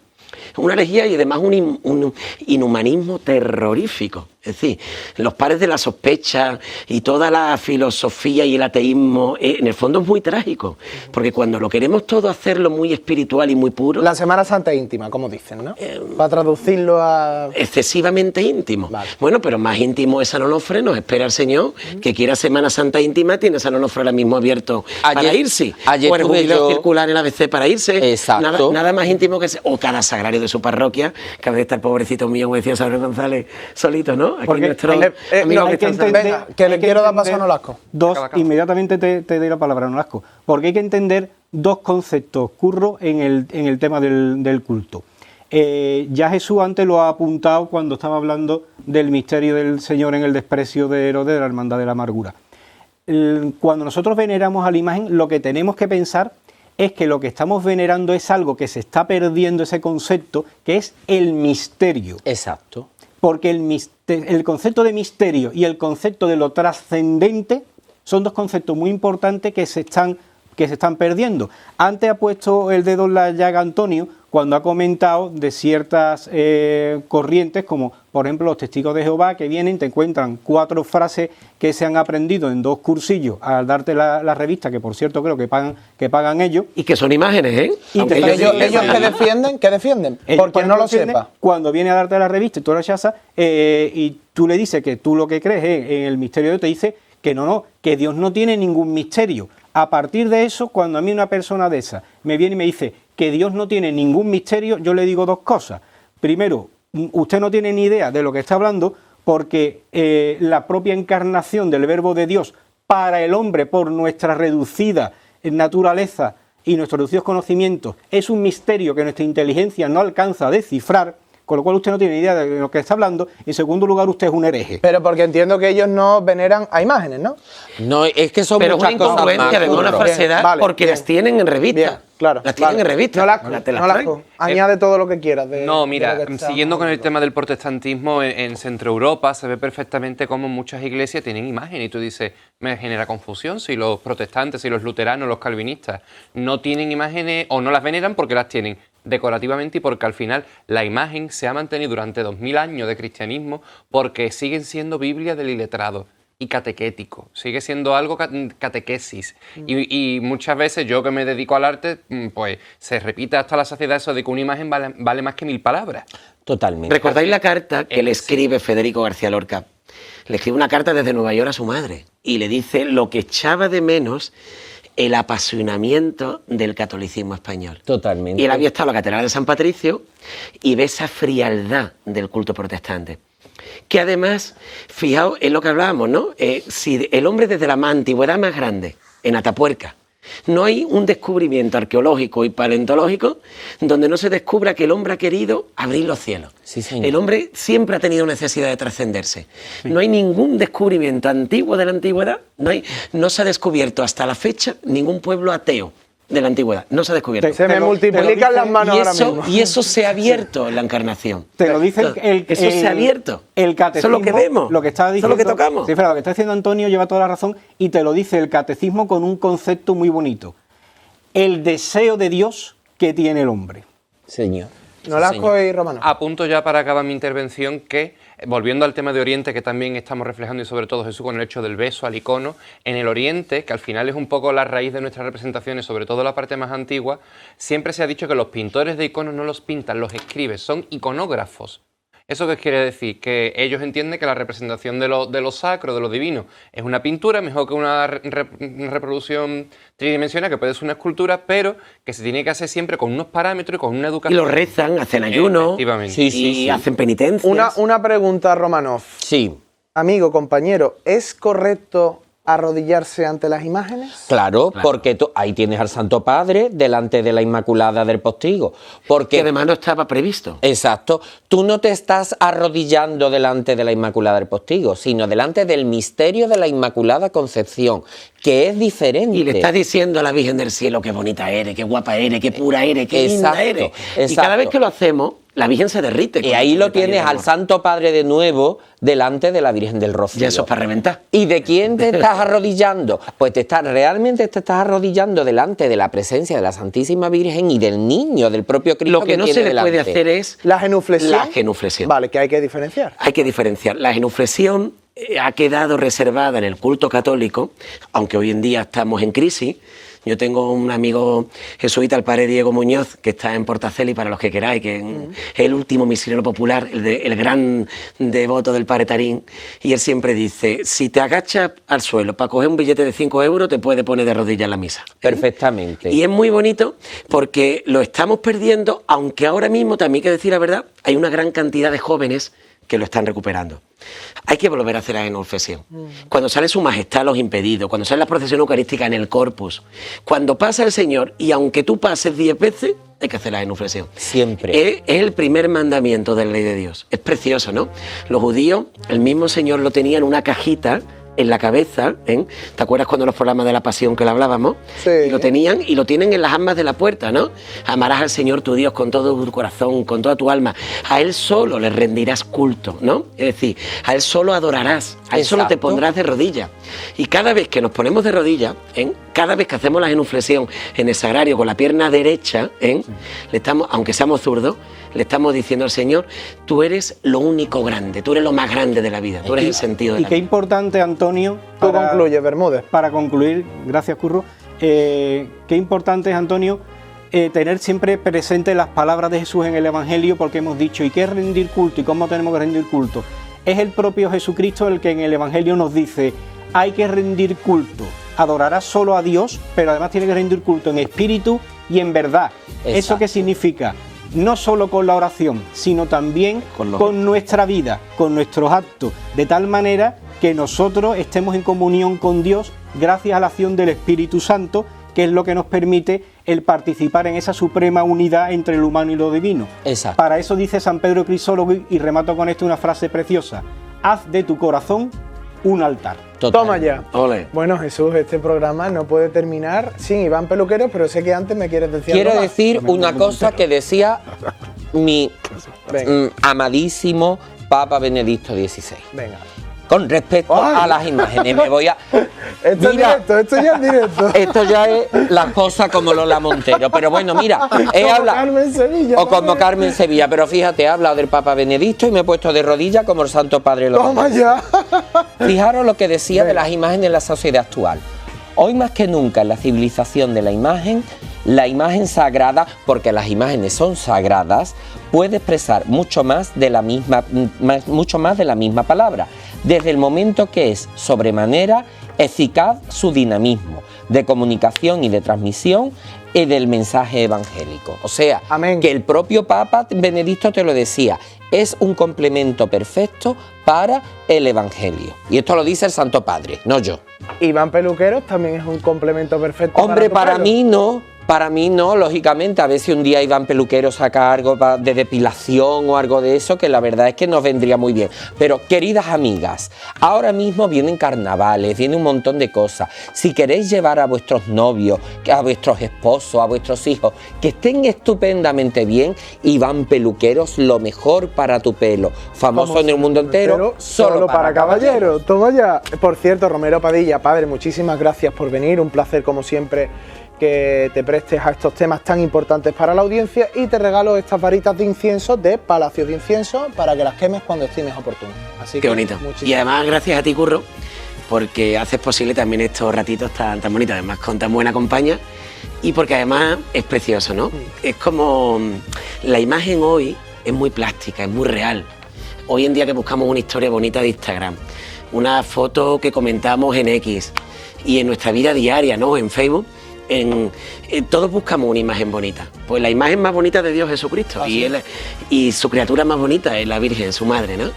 Pues es precioso representarla, es precioso venerarla a la Virgen, adorar a Dios, y es precioso también, tan bonito, eso de que nos demos cuenta de lo importante que es el culto. El culto es darle al Señor tu vida, tu ilusión, tu alegría. Es lo importante de lo de fuera y de lo de dentro. Es la misa de cada domingo y es el ratito de sagrario. Es la flor que cortas de un maceterito y le pones a la Virgen, igual que se la pone unos jazmines a la foto de tu abuela, ¿no? Sí. El cristianismo y el catolicismo es la religión del cariño, de la carnalidad, de lo que se toca, de lo que se ve, y por eso la de la verdad. Eso es precioso. Totalmente. Ya lo veo yo en el Maestranza, ¿eh? En a Romero Padilla. Ya no lo veo. Bueno, Bermúdez, muchas gracias. Padre, también, Nolasco, un placer como siempre. Muchas gracias. A vosotros siempre. Y antes de irnos, bueno, nos vamos ahora a Matacandela, ¿verdad? Ahora nos vamos a a encontrar Matacandela. nuestro amor, que eso se me ha quedado ya. Te ha gustado lo de encontrar el amor, ¿verdad? El otro día le decía yo a mis alumnos de la FP básica que en el Foro Romano también se podía encontrar el amor. Bueno, pues en Matacandela, porque no vas a encontrar el amor de tu vida, y hablar de cofradía y de hablar de algo tan bello como puede ser esto que hemos hablado hoy sobre el poder de las imágenes.